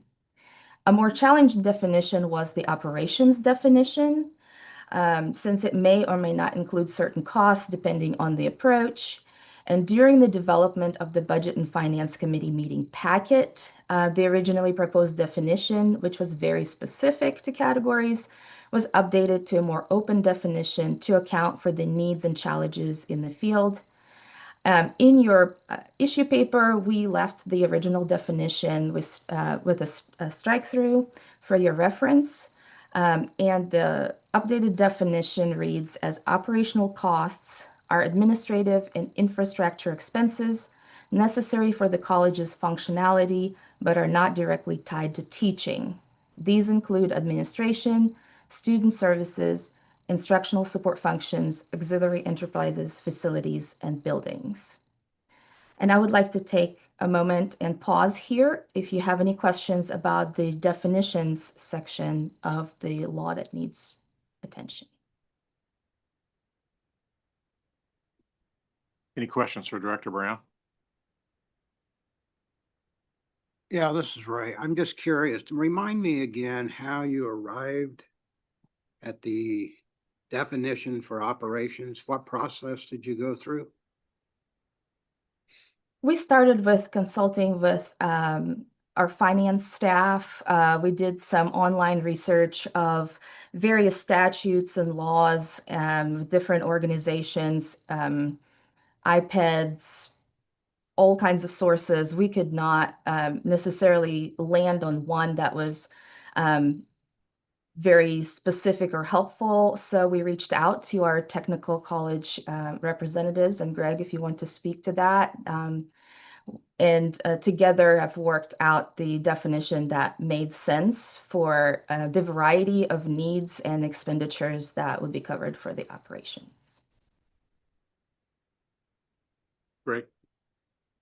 Yeah, so when we read through, our original ask for the technical college operating grant included things such as infrastructure costs, buildings, operations that involve that. The technical college operating grant, as we discussed with the legislature, and since my local representative brought it forth, he wanted it to be as broad as possible so that it could help in the operations part. Without the taxing authority, we don't have the ability to levy taxes on and build things like buildings or repair infrastructure, things like that.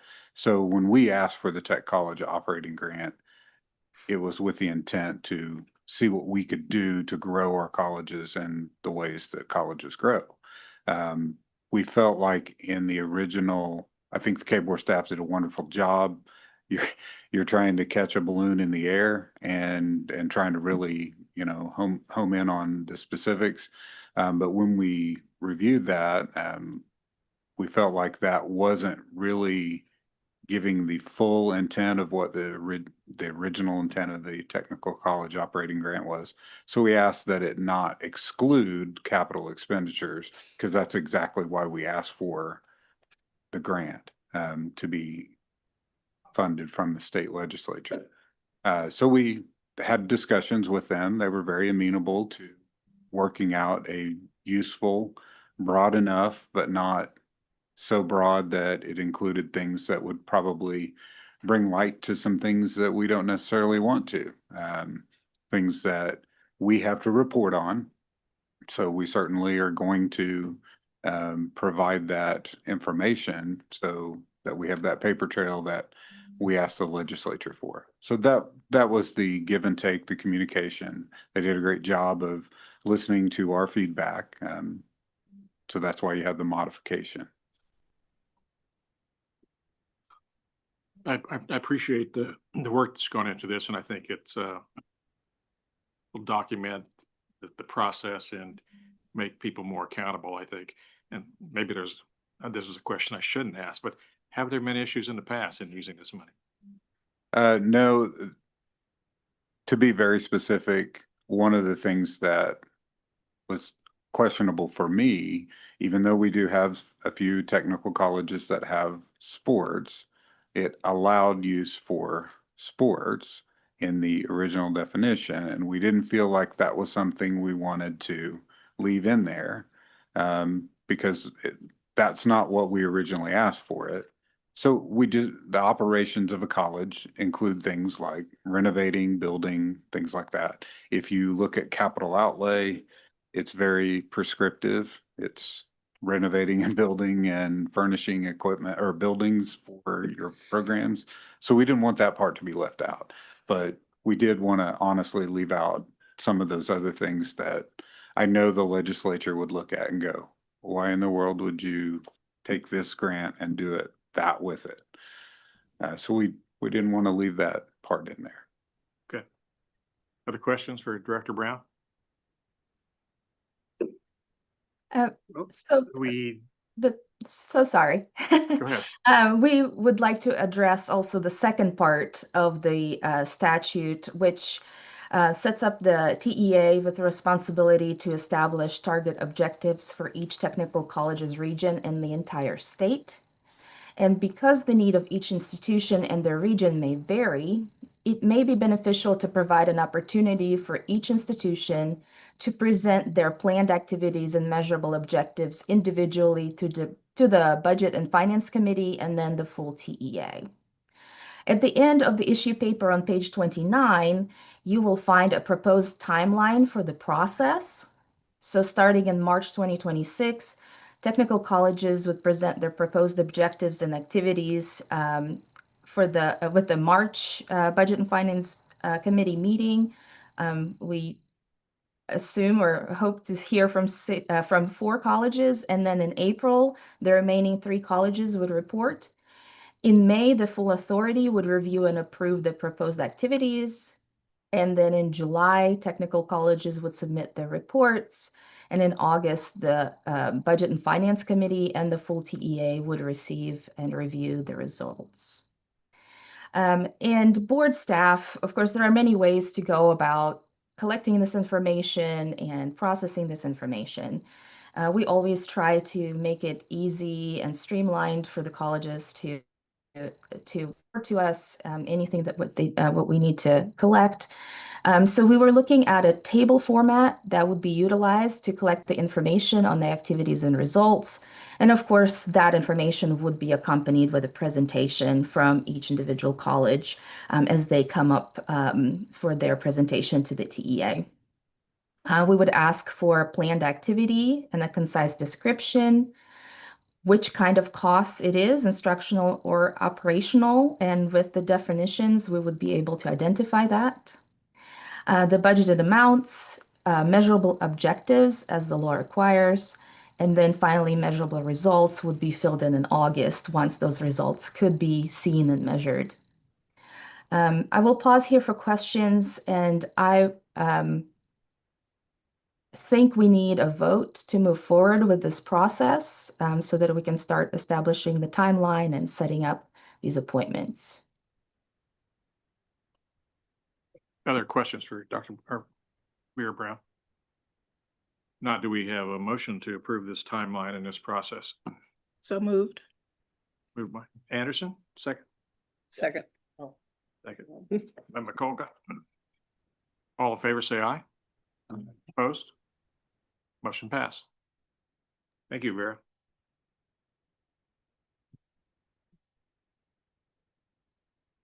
We're next going to move to item B2 in the discussion agenda, and it's an update on ability to benefit. And Associate Director Clark, would you provide us this update, please? Good morning. Yeah, 15 more minutes. Good morning, Chair Rice, members of the authority. I want to thank you for the time to share a brief update on ability to benefit. We are relaunching ATB, or Ability to Benefit in Kansas, to expand financial aid access for adults without a high school diploma. Ability to Benefit also removes a practical barrier in our integrated education and training, or IET work. That barrier is tuition for non-tiered college courses that Accelerating Opportunity Proviso does not currently cover. This effort is being supported by the Department of Education's DEAL office. DEAL is Dual Enrollment for Adult Learners. We have lots of acronyms in adult ed like the rest of education. Their Technical Assistance Award to the state of Kansas that we received last summer enables us to start this work. The Kansas DEAL team consists of myself, as appointed by Director of Adult Education, Hector Martinez, Michelle Ariano, Director of Student Financial Assistance, Tobias Wood, Associate Director for Career Technical Education, Susanna Lee, Associate Director for Adult Education, Dr. Katie Reck, she's the Director of Education at Seward County Community College, Chris Boxberger, Vice President of Education and Engagement at Manhattan Area Technical College.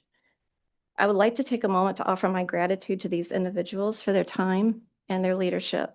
This team has met numerous times over the last several months to bring this opportunity to fruition for Kansans. In order for Kansas to be chosen for this work, President Jim Jeanette, Manhattan Area Technical College, and President Brad Bennett, Seward County Community College, crafted letters of support for our application to the DEAL office, and we thank you both for your support of adult learners. There are 3 routes to access Ability to Benefit financial assistance for adult learners. Kansas can already use 2 of those routes.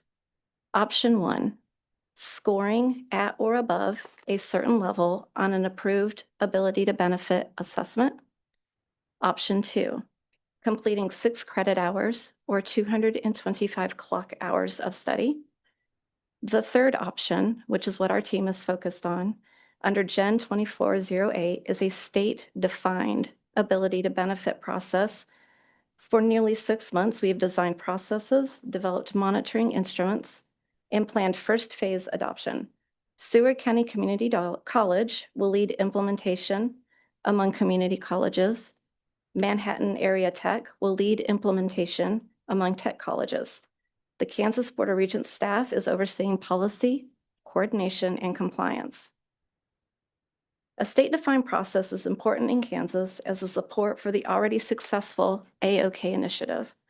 There are 101 approved AOK pathways in the state, all of which are designed to quickly move learners without a high school diploma into post-secondary education and training and into high-demand, high-wage careers. The gap we're addressing is that some required courses in those sequences are non-tiered and not automatically funded by that proviso. The state process, targeted funding, will allow eligible learners to continue without a delay with advising and monitoring in place. Our team's next steps are to finish the state process draft with DEAL technical assistance, pilot the approach with our early adopters, build the KBOR monitoring dashboard and templates, and return to the authority with a proposed operational plan once feedback and pilot results are available. This is informational today. There's no action requested from the authority, but I'm happy to take your questions. Any questions for Associate Director Clark? Perfect, thank you.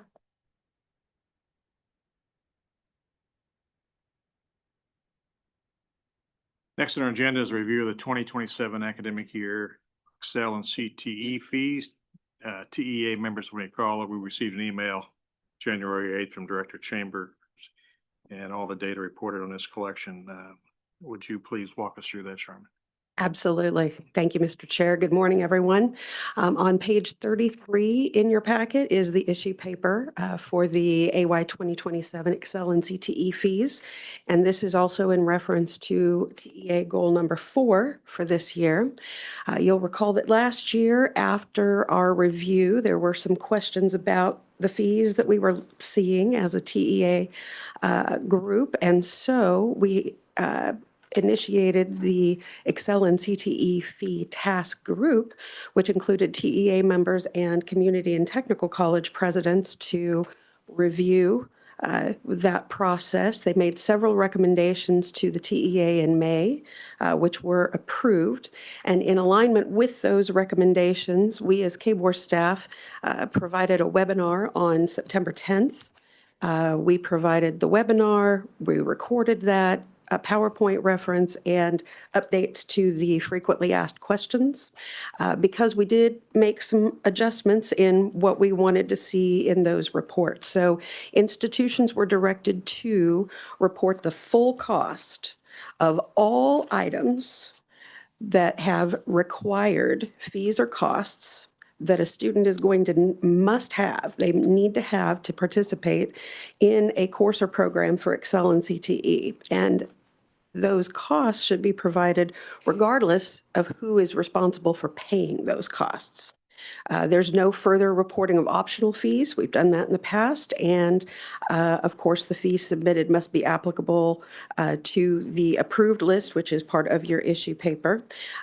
In accordance with the request from the TEA, courtesy of Program Specialist Brandy Wells, we also collected the narratives from each institution that gave some additional context around how they handle their fees. After the data collection concluded, which requires the institutions to review and lock their data once they've verified that it's accurate, we also took the additional step that we've done last year, and Associate Director Crystal Roberts sent each institution their specific list of changes from AY 26 to 27 on November 17th. So all institutions had one additional opportunity to review the specific totals and how they changed from 26 to 27. At that point, if they also saw that they needed to make any changes, we reopened that in KEDS.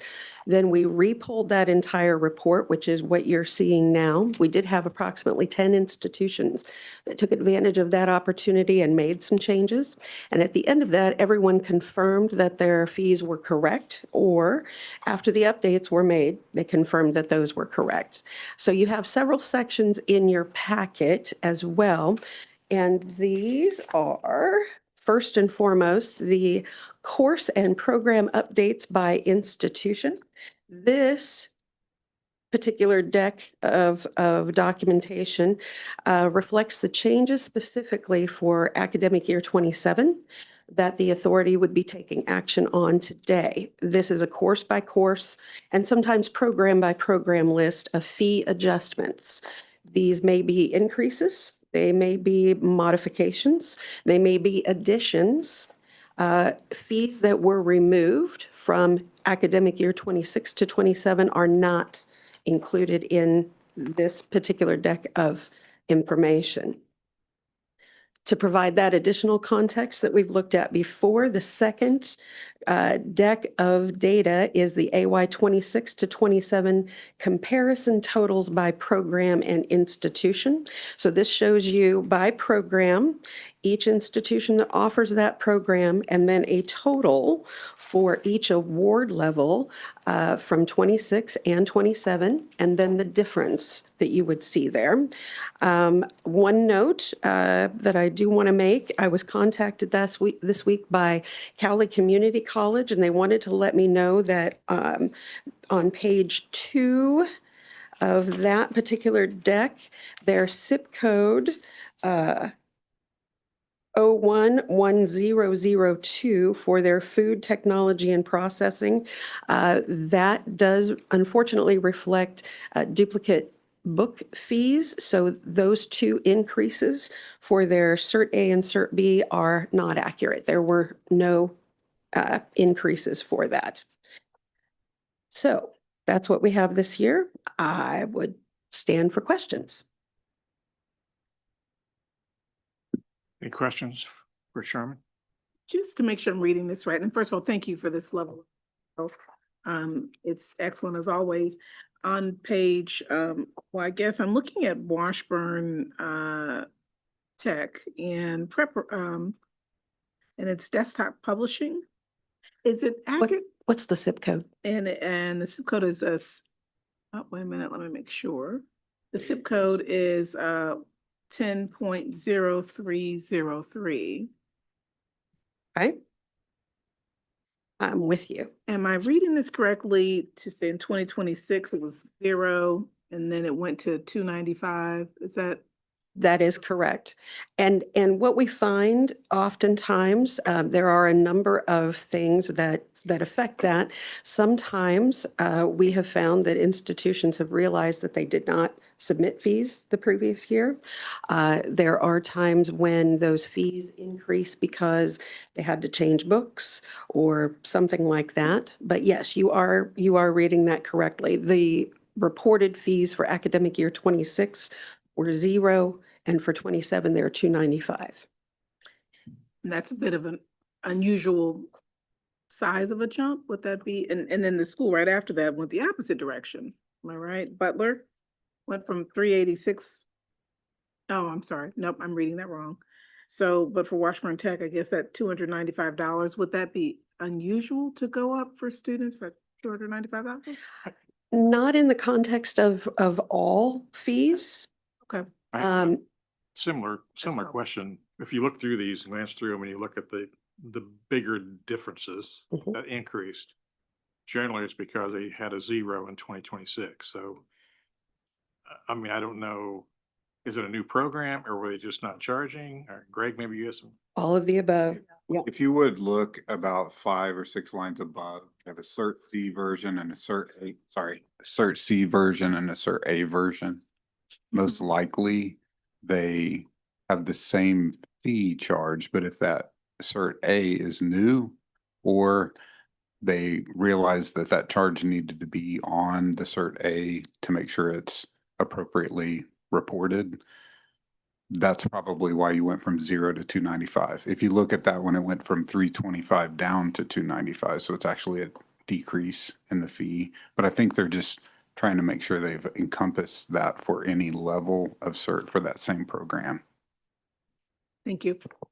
I'm not certain about the other ones, but But several of I would say there's a lot, all of the above is what I said to Sharman, because we had, for my institution, we had when the program's new, so there was a 0 last year, there's a fee this year.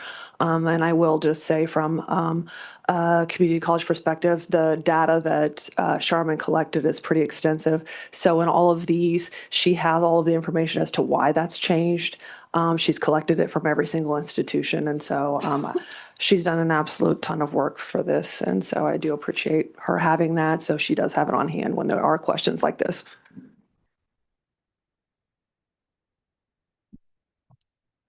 So as I recall, it's been a while, when we talked about this, and thank you for doing this. This is a ton of work. But we had talked about why, not so much the deltas, but why are they different for the same program from institution to institution? And I think that was really what was driving some of the conversation, and how do we, or can we, or should we have a common number for that. And so I don't know if that kind of came out in the data as you were looking at that, and why some of the differences exist, and if that's just kind of the way it is. To be frank, not necessarily. So one of the things that we were looking at included those narratives to help explain. In many cases, we have institutions that have business and industry partnerships that are covering costs and what have you. We also have a number of situations where some institutions are receiving donations for equipment and tools that other institutions don't necessarily. One thing that we have not required is that that there be a calibration element, if you will, in a program to provide sort of a range of that fee so that there is more parity, if you will, between programs. But that would be certainly something in accordance with goal number 4 for the TEA this year, and looking for those opportunities that we could task someone to take a look at. I would just share that I know in some of the ways, and we try to be very transparent when we advertise those things, depending on the programs, we will collect the amount that pays for the background check or that pays for the exam for the RN.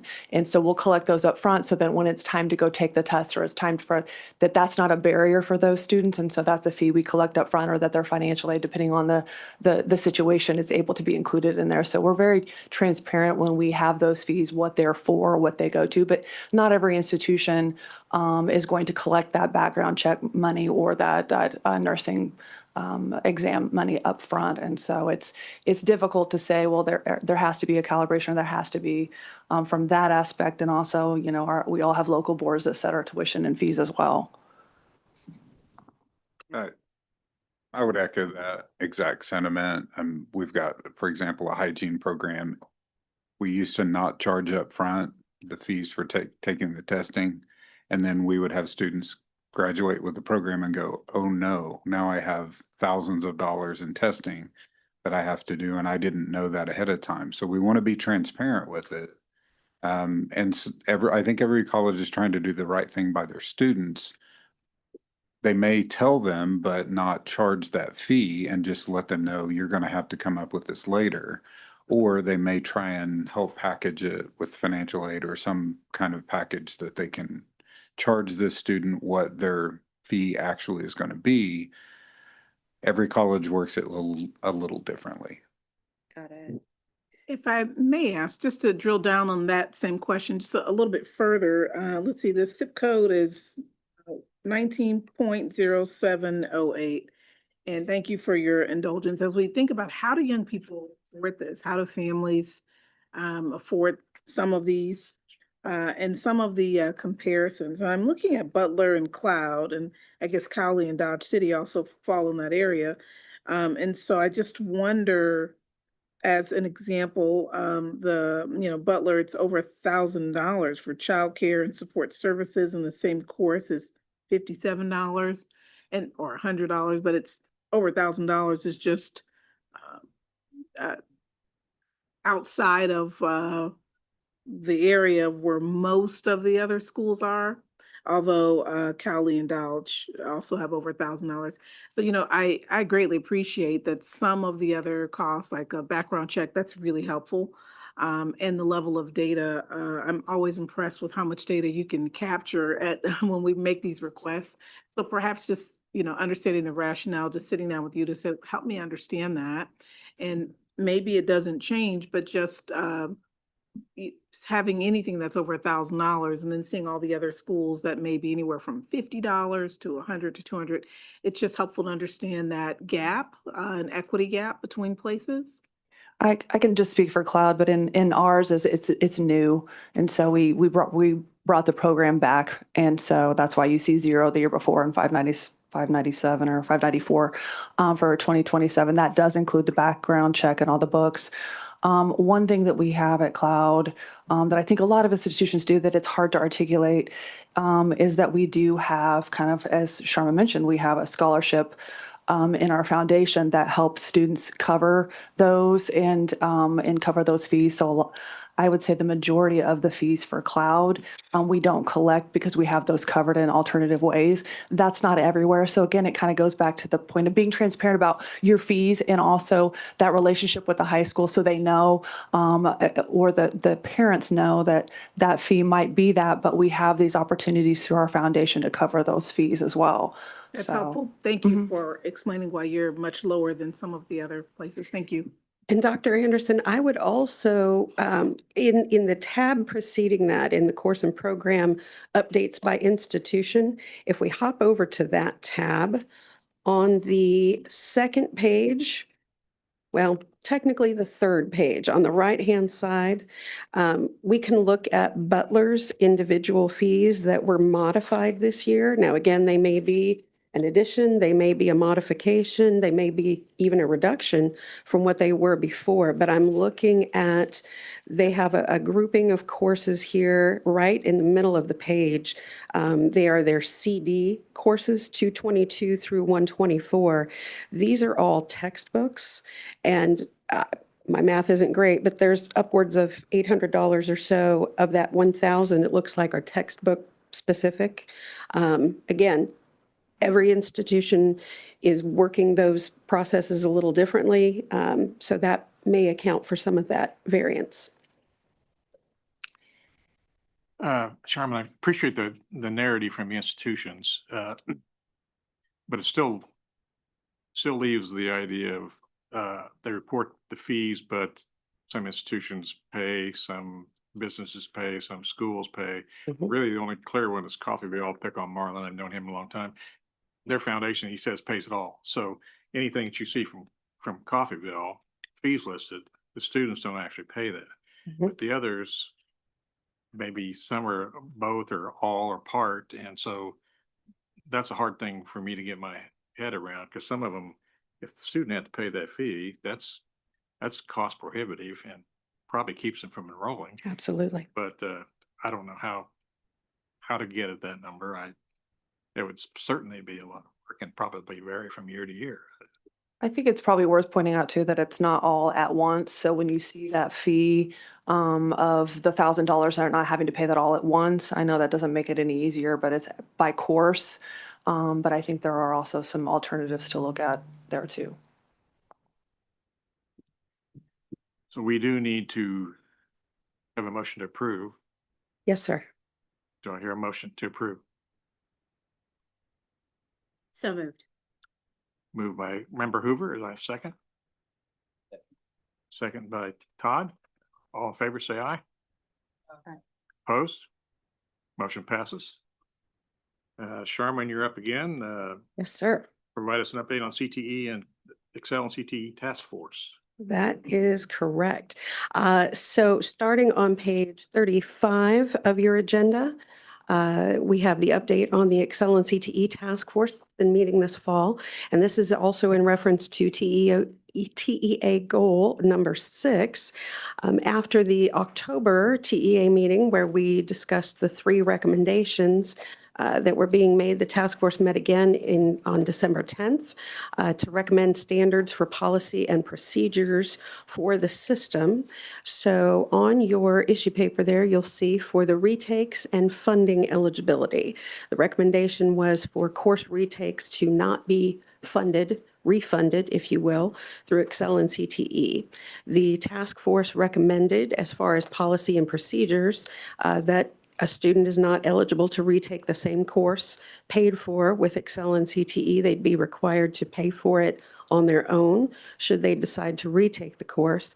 And additionally, we're assuming that the student falls under the academic progress policy that each institution has. So they would receive additional coaching and interventional assistance in taking even additional coursework that is not repeating. So that is the recommendation there, and I'm not sure if we have any questions on that or if we'd like to kind of talk about these en masse. We could do either way. Well, one thing we didn't discuss last time was a time frame, I think, to be implemented. Is that correct? That is correct. And my feeling is it probably needs to be next year because schools are going to start enrolling people for fall very soon. So like item number 1 and number 2, I think we ought to start right away. And also number 3, but number 3, I have a caveat, it's my own personal opinion. I haven't been at a K-Board meeting for 7 years, but before that I was there for 20-some years. And I know with working with K-Board and also working with the Higher Learning Commission that accredits colleges and schools, anytime you eliminate something or close a campus, stop a program, they want to know what you're going to do with the students that are stranded. And I think Dr. Anderson brought this up this morning. I think number 3 should start next year as well. And there should be, for those programs that are not Promise eligible and that funding is going to go away, there's some people stranded in the middle. They've started, but they haven't finished. So I know KBOR and Higher Learning Commission is always, what are you going to do for those students that are suspended in there? And I think that for item number 3, for some of those programs are not going to be considered Promise eligible and will get CTE funding, I think next year you don't, this institutions, you don't start any programs, start any new students in those programs. But if you've got high school students that are in there right now, I think KBOR, their past experience has been finish it out. And same way with Higher Learning Commission. Now, with what Heather gave us in the legislative, it may be a moot point anyway. But that's my feeling. You don't suspend students that are started. If somebody's in welding and they're only 1 year through or whatever, don't take that second one away from them. Right. So I don't know, we'll open that up for discussion or. I agree. I think that's a reasonable caveat. It gives us a path forward and it doesn't strand anyone. I don't think that's a huge ask to let them finish. And now whether that extends a year or two, or you may put some bounds around how long, but I think that we could come up with something that's reasonable. With for that that. teach out period. Yeah, Mhm. yeah, exactly. And I think that's been standard practice of the Board of Regents forever, at least one of my experiences, and same way with Higher Learning Commission. And I know that from personal experience with Higher Learning Commission. They want to know what you're going to do with those people that are suspended. Might I address that? Sure. So the program won't go away. So the students have the eligibility to still stay in the program. The funding would have to come from a different source. It would either be the student would pay the tuition, the student school district might pay the tuition, or a foundation at the college or somewhere else might pay the tuition. So it's not exactly that we're closing a program. It's, Yeah, I understand that. but you're right. They're going to look at that and go, wait a minute, these students were able to take this and you had no cost, but now you do. There's also a little bit of a nuance. How can you charge one student 1 year for it, but the same year not charge the junior, for example, 1 year gets it paid for. The senior, the next year, the same student as a senior gets it paid for again, but the junior coming in has to pay for the tuition. That becomes a really difficult thing from a legislative standpoint to say, or even sophomores, they could take it as a paying student. It's going to be hard to differentiate that in a legislation or a proviso. It's also going to be hard to administer that from the standpoint of the college trying to track which student is Excel able and not able. And now you're saying some in the same program are. So we can shut off the Excel ability, Excel and CTE ability for that one student or that program, but I'm not sure we can say this student can for that program and that student can't, a different student cannot for that same program. It's going to be really challenging. We'll have to handle it if we handle it, but that creates a bit of an issue from the legislative standpoint, the interpretation and so forth. Just wanted to offer that thought. It may be a question for legal counsel, but barring nothing happening across the street and it stays the same, don't we have the ability to say, if you started that program, we're going to continue to give you CTE in that program, but any new starters will not? I think you can, but the funding is, if we do that and say the new junior next year is not going to be funded through Excel and CTE, and they'll have to pay that themselves, we can do that. If we say the senior for next year that took it as a junior, now you get funding from the state, but the state says, no, you're not. Are we going to charge that senior in the second year?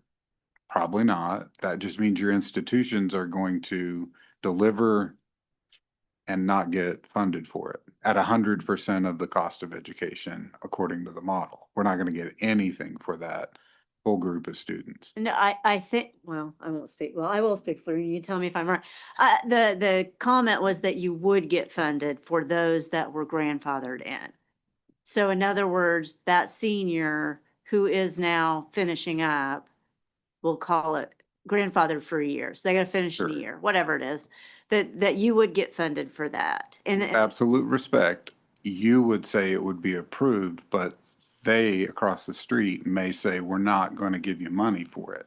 I get it. This is a recommendation, right, that we would take forward. None of this, I mean, this is our response to That's fair. to The situation. Hey, we want to manage this better, and if we're gonna take a program out, which we're recommending, we want to make sure we don't strand anybody.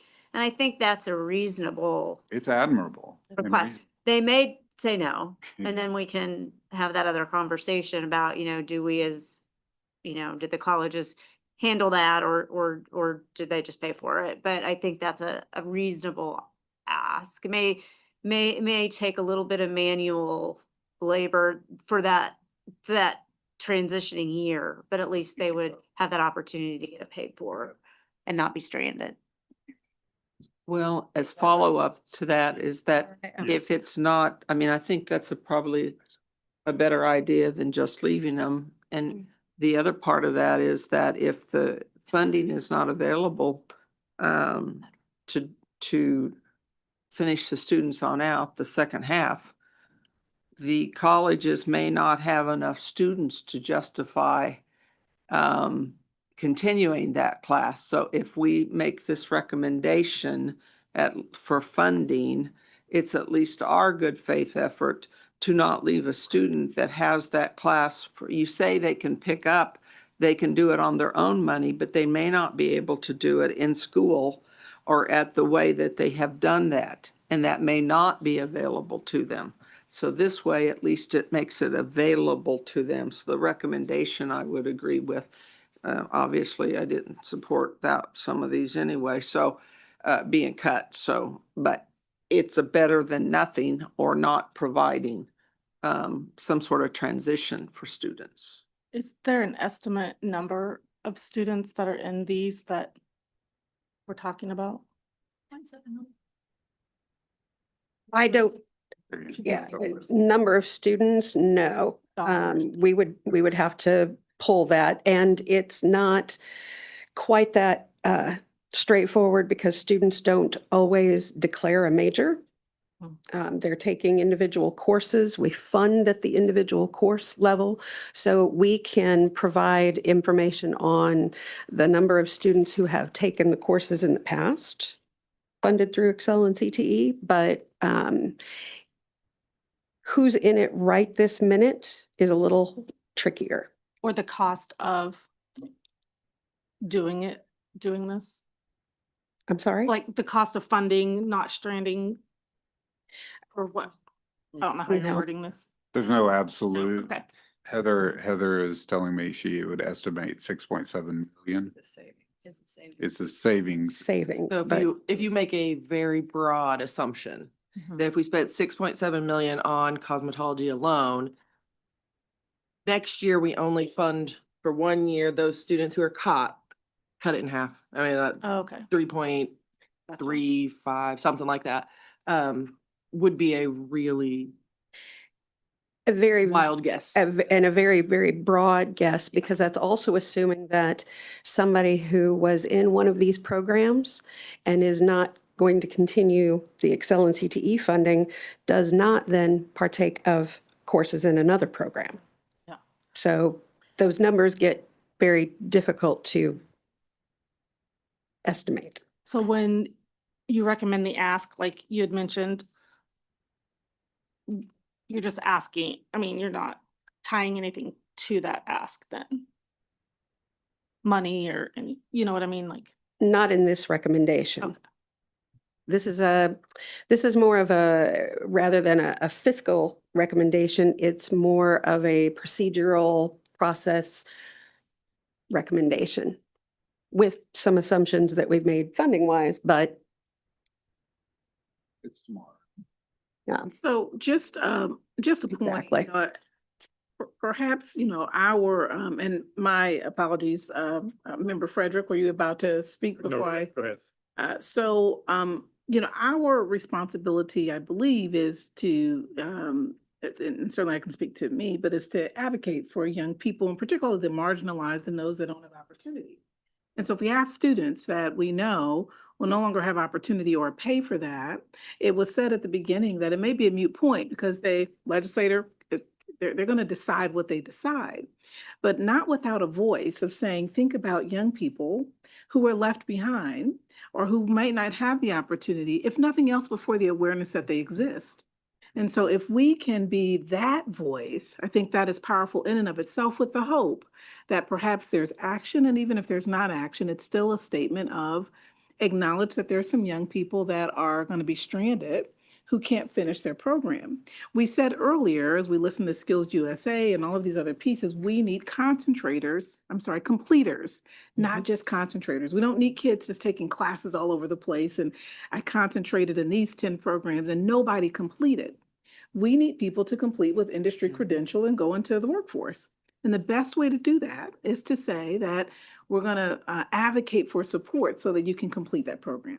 That's just rationale to at least making a request, even when we know the request may fall on ears that say, we just can't do it because of the budget.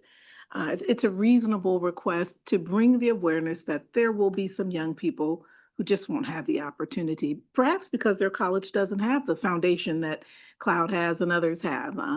So again, I concur. I'm sure you knew that I would with what has already been suggested, and am grateful for those that kind of can see at least the background and rationale for at least making the request. And can I, oh, sorry, Go ahead. just devil's advocate of the data side of it. Are we doing students a favor by having them go and complete programs that are not in high demand, high skill, high wage occupations? And then what happens when they get out, like trying to find a job? So just that side of it. also. I agree with that comment, but I think precedent from Kansas Board of Regents and the Higher Learning Commission, when you end something, you don't leave people stranded. And Yeah. that's my concern. Somebody that started welding or not welding, because one of those programs, cosmetology, Yeah. halfway through it, and now you take away the CTE funding, right? We're not ending the program, just the funding that covers it. Right. So Yeah, there's where that's what I'm saying. HLC is not going to care who pays for it, but they will care if I say I'm stopping my welding program. And then there's no way for people to finish. I think it will be interesting too, to your point, to see what happens with the bill Heather mentioned and with the Big Beautiful Bill and the gainful employment, because that may all be for naught if they decide, Yeah, okay, it may all- it may cosmetology, all move. or, I have early childhood and I'm fearful that may be something that's removed through gainful employment. And so that decision's made for me. So it's kind I of just wanted to unnerving. bring that up just for something to think about for students, but I do agree with you, like, again, having kids in college right now, it would be from a family perspective, like very shocking to then, hey, now you thought school was paid for. No, I completely agree with the recommendation. Yeah. As to students in the middle of something and then just saying, oh, well, now we can't pay for it anymore. I understand the recommendation completely.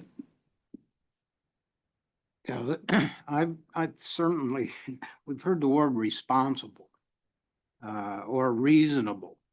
And I think this TEA, we have had a history of honoring commitments that have been made to students and to teach out, and continue to honor that commitment on our part.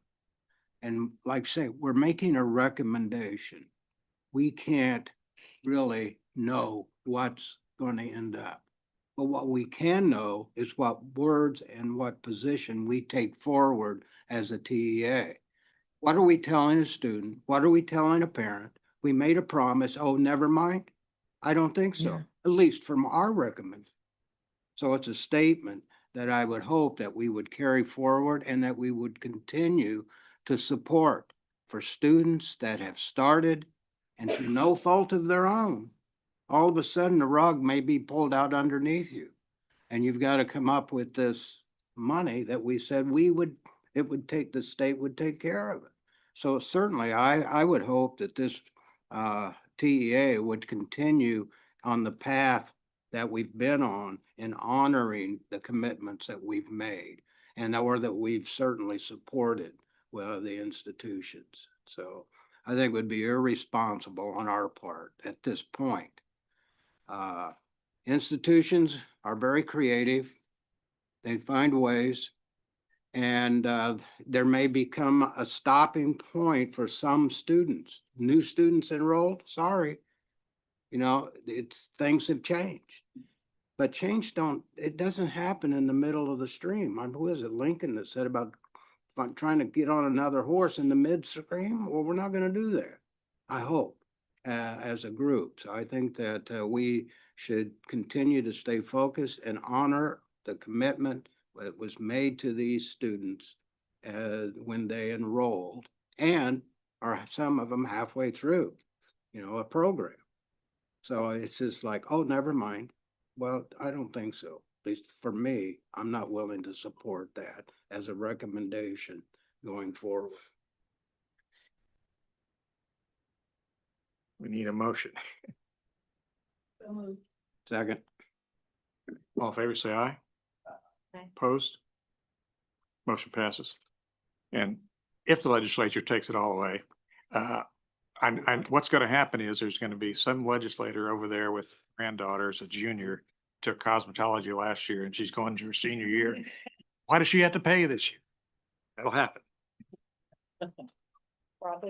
We do have a little bit of additional information to share on this particular item so I thank you very much for that timeline recommendation. And I think the placement measures are, I'm sorry? I just want to clarify with the TEA. Recommendation number 1, number 2, number 3 have all been approved and seconded. 3 with the caveat. Yeah, yeah. And so now we're Start moving. next year. Correct. Now we're moving on to some programs that were questionable. Right. Okay. Right. And I think your point, well taken, next year. Right. Yeah. Next year, I've underlined it a couple of times. This is all effective next year, which means next fall, which is the beginning of academic year 2027. Okay. Yes. Excellent. So there was just a little bit of like I said, a little additional information that we wanted to share. So as the task group was working through several programs that needed some further review, we do have an update on those programs specifically. It is under Excel and CTE Task Force Program Update. So the task force worked through all of the programs in the system currently, and I just want to walk through that so that hopefully we bring some more clarity to exactly what is and is not happening with our recommendation. So on that very first page you have in green, these are programs that are currently Promise eligible and are participating in the Promise Scholarship. So they would remain Excel and CTE eligible as well. That's also on the second page. And then on the third page, we have a deck of programs that are not currently Promise participating, but are eligible. So these would remain Excel and CTE eligible because they are in an appropriate academic discipline and are high demand or high wage that we can look at.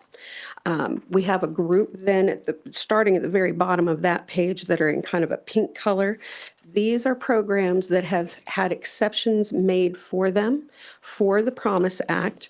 They are not technically in academic disciplines that are eligible. However, they have a relationship to eligible disciplines.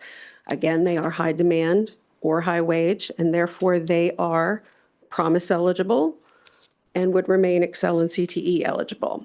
I'm going to skip the yellow for right now because the pink area, the last 2 pages, are the programs. And again, it's very important to note we're not discontinuing programs.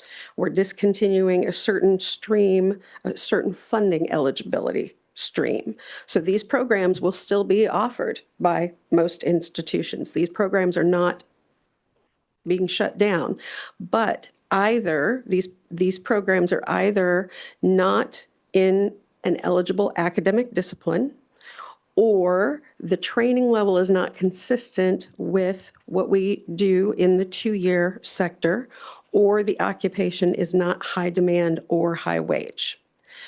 So we added a few to that list when the task group walked through there. I believe I noted on the issue paper, I think there were maybe 7 or so that we added to that list. So, pardon me. I just wanted to hit on that very briefly so that we kind of have that list of what we're discussing here. And then we also have some additional data because the unmanned aircraft systems program was a topic of further discussion in the task group. This is a program that does not have a specific occupation code at this time. This happens to be, it's not a standalone occupation, but rather is more of a skill set and a tool used in a variety of areas. So Cloud Community College and WSU Tech were requested to provide you some additional employer data, which is at the end of your packet and in those tabs. And this is, I also provided some KTIP data because I thought that might be a question raised by folks here.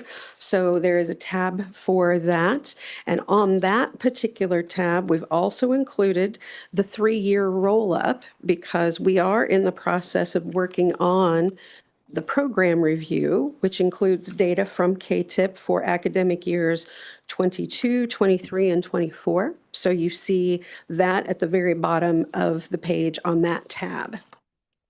And then, I know it boggles the mind, but I have one more document to share with you, and I placed that at your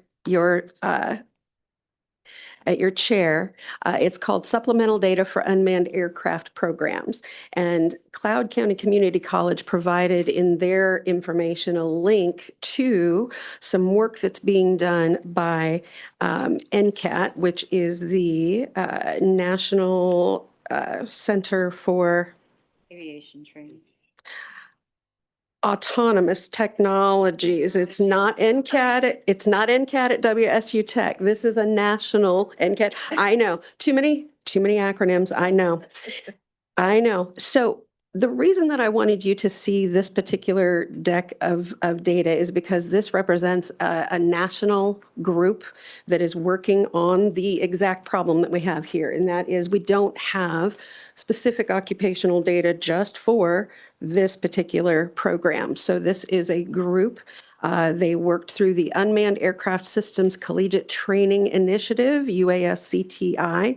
We've got some links there so that you can go see that yourself as well. One of the things that they did is they worked together and then they made proposals to ONET, which were adopted in 2021 to include some additional information about this particular skill set, tool, and so forth in some very specific occupations. And that's in the middle of that, of the very front page under commercial pilots, electromechanical and mechatronics technologists, camera operators, television, video, and film, and then remote sensing scientists, technologists, and technicians.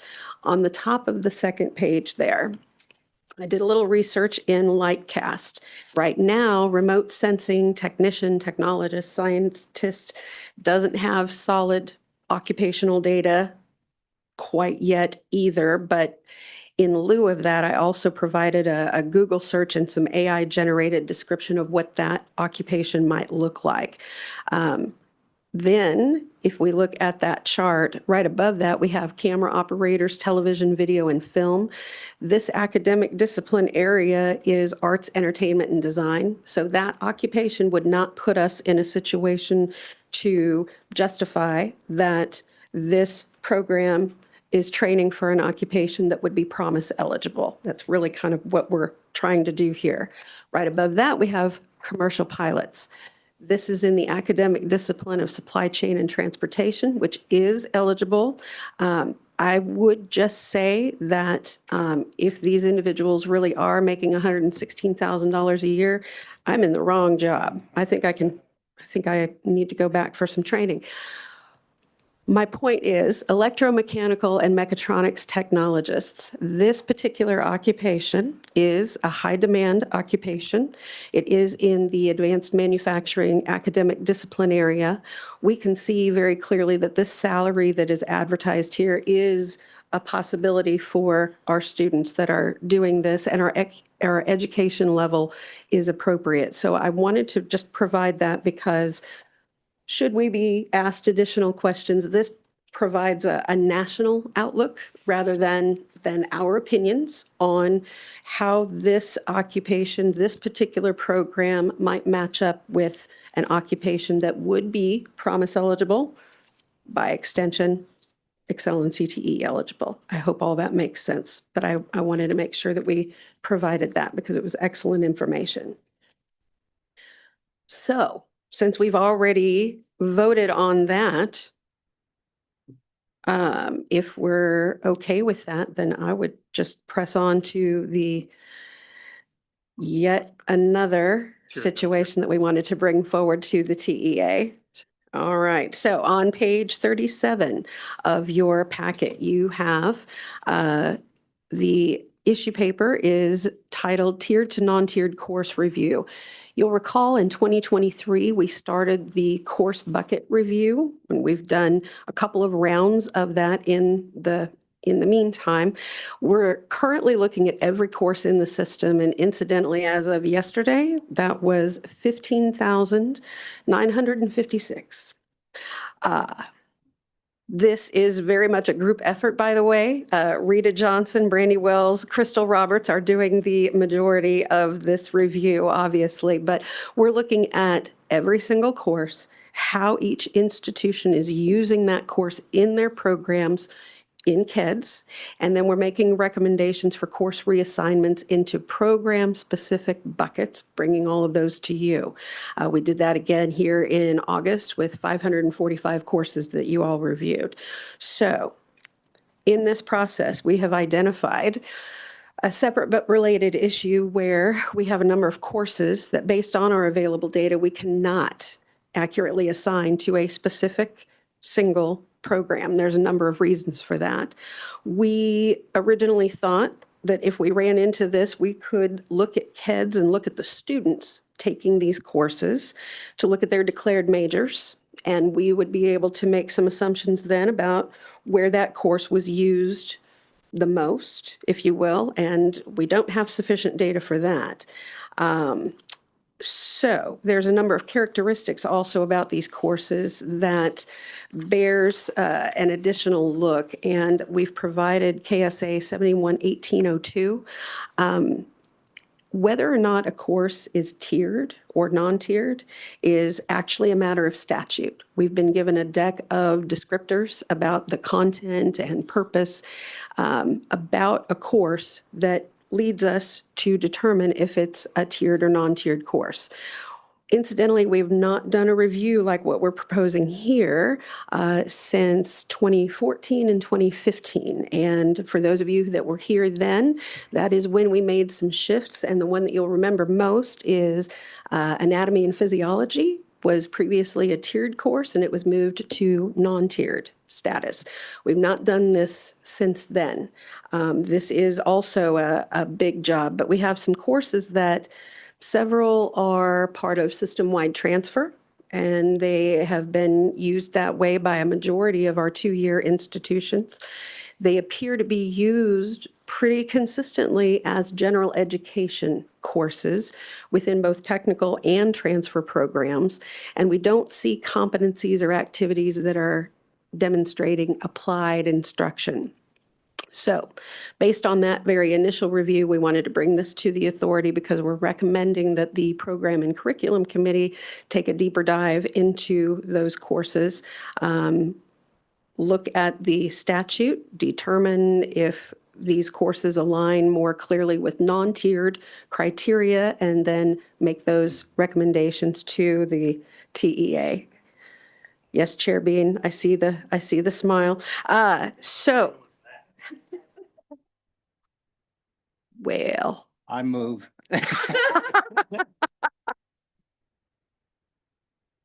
So we don't actually need a recommendation from the body today, but we did want to bring this to you just to provide the opportunity for any questions or additional guidance or comments in. So I have clarification. Yeah. And I know we've discussed this, and I appreciate all your work on this. So at the two-year level, the secondary, with the new modernized national model, they took all the occupations in the nation and of course have the new cluster pathway model. And so the Department of Labor sent all of the occupations in Kansas, almost 800. So to make sure that we had an investment that showed high skill, high demand, and high wage, we aligned our pathways to the best of our ability with that data. So we felt very confident that 13 of the 14 pathways aligned. And I know in some of these, we felt very confident in business finance, management and entrepreneurship, and marketing. And that they showed occupations both that led to 2-year and 4-year occupations, those multiple entry and exit points. And I understand and I respect that there's a statute in place, 71-1802. Could we look at the Perkins statute? Because I know we've got to think about both, but looking at the language that's used here most aligns to the Perkins definition prior to 2006 and how we think about it now, that thinking about all careers and aligning to the multiple entry and exit points. Because if we think about our students articulating like introduction to marketing and taking those courses at the high school level, and then not having those opportunities at the 2-year level, in talking to our accounting professors, we have BPA, we have DECA, and we have FBLA. And thinking about the 8 CTSOs that we represent, I think I'd appreciate looking at all of that. Are there any other states that have this interpretation of not including those? Well, one thing that I would also just highlight here, we would not be talking about discontinuing courses. Courses would be potentially, if they fit more to the description of a non-tiered course, they would most certainly still be offered. I don't see an institution, Intro to Marketing is a great example. I don't see institutions getting rid of that course. But it wouldn't be under the definition of career and technical education.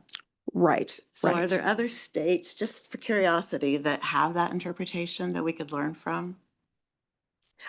I'm not familiar. I know that when we originally came up with, we were given the statutes, we were given the task to create the TEA, create the funding model, and so on and so forth. I know we did a lot of research.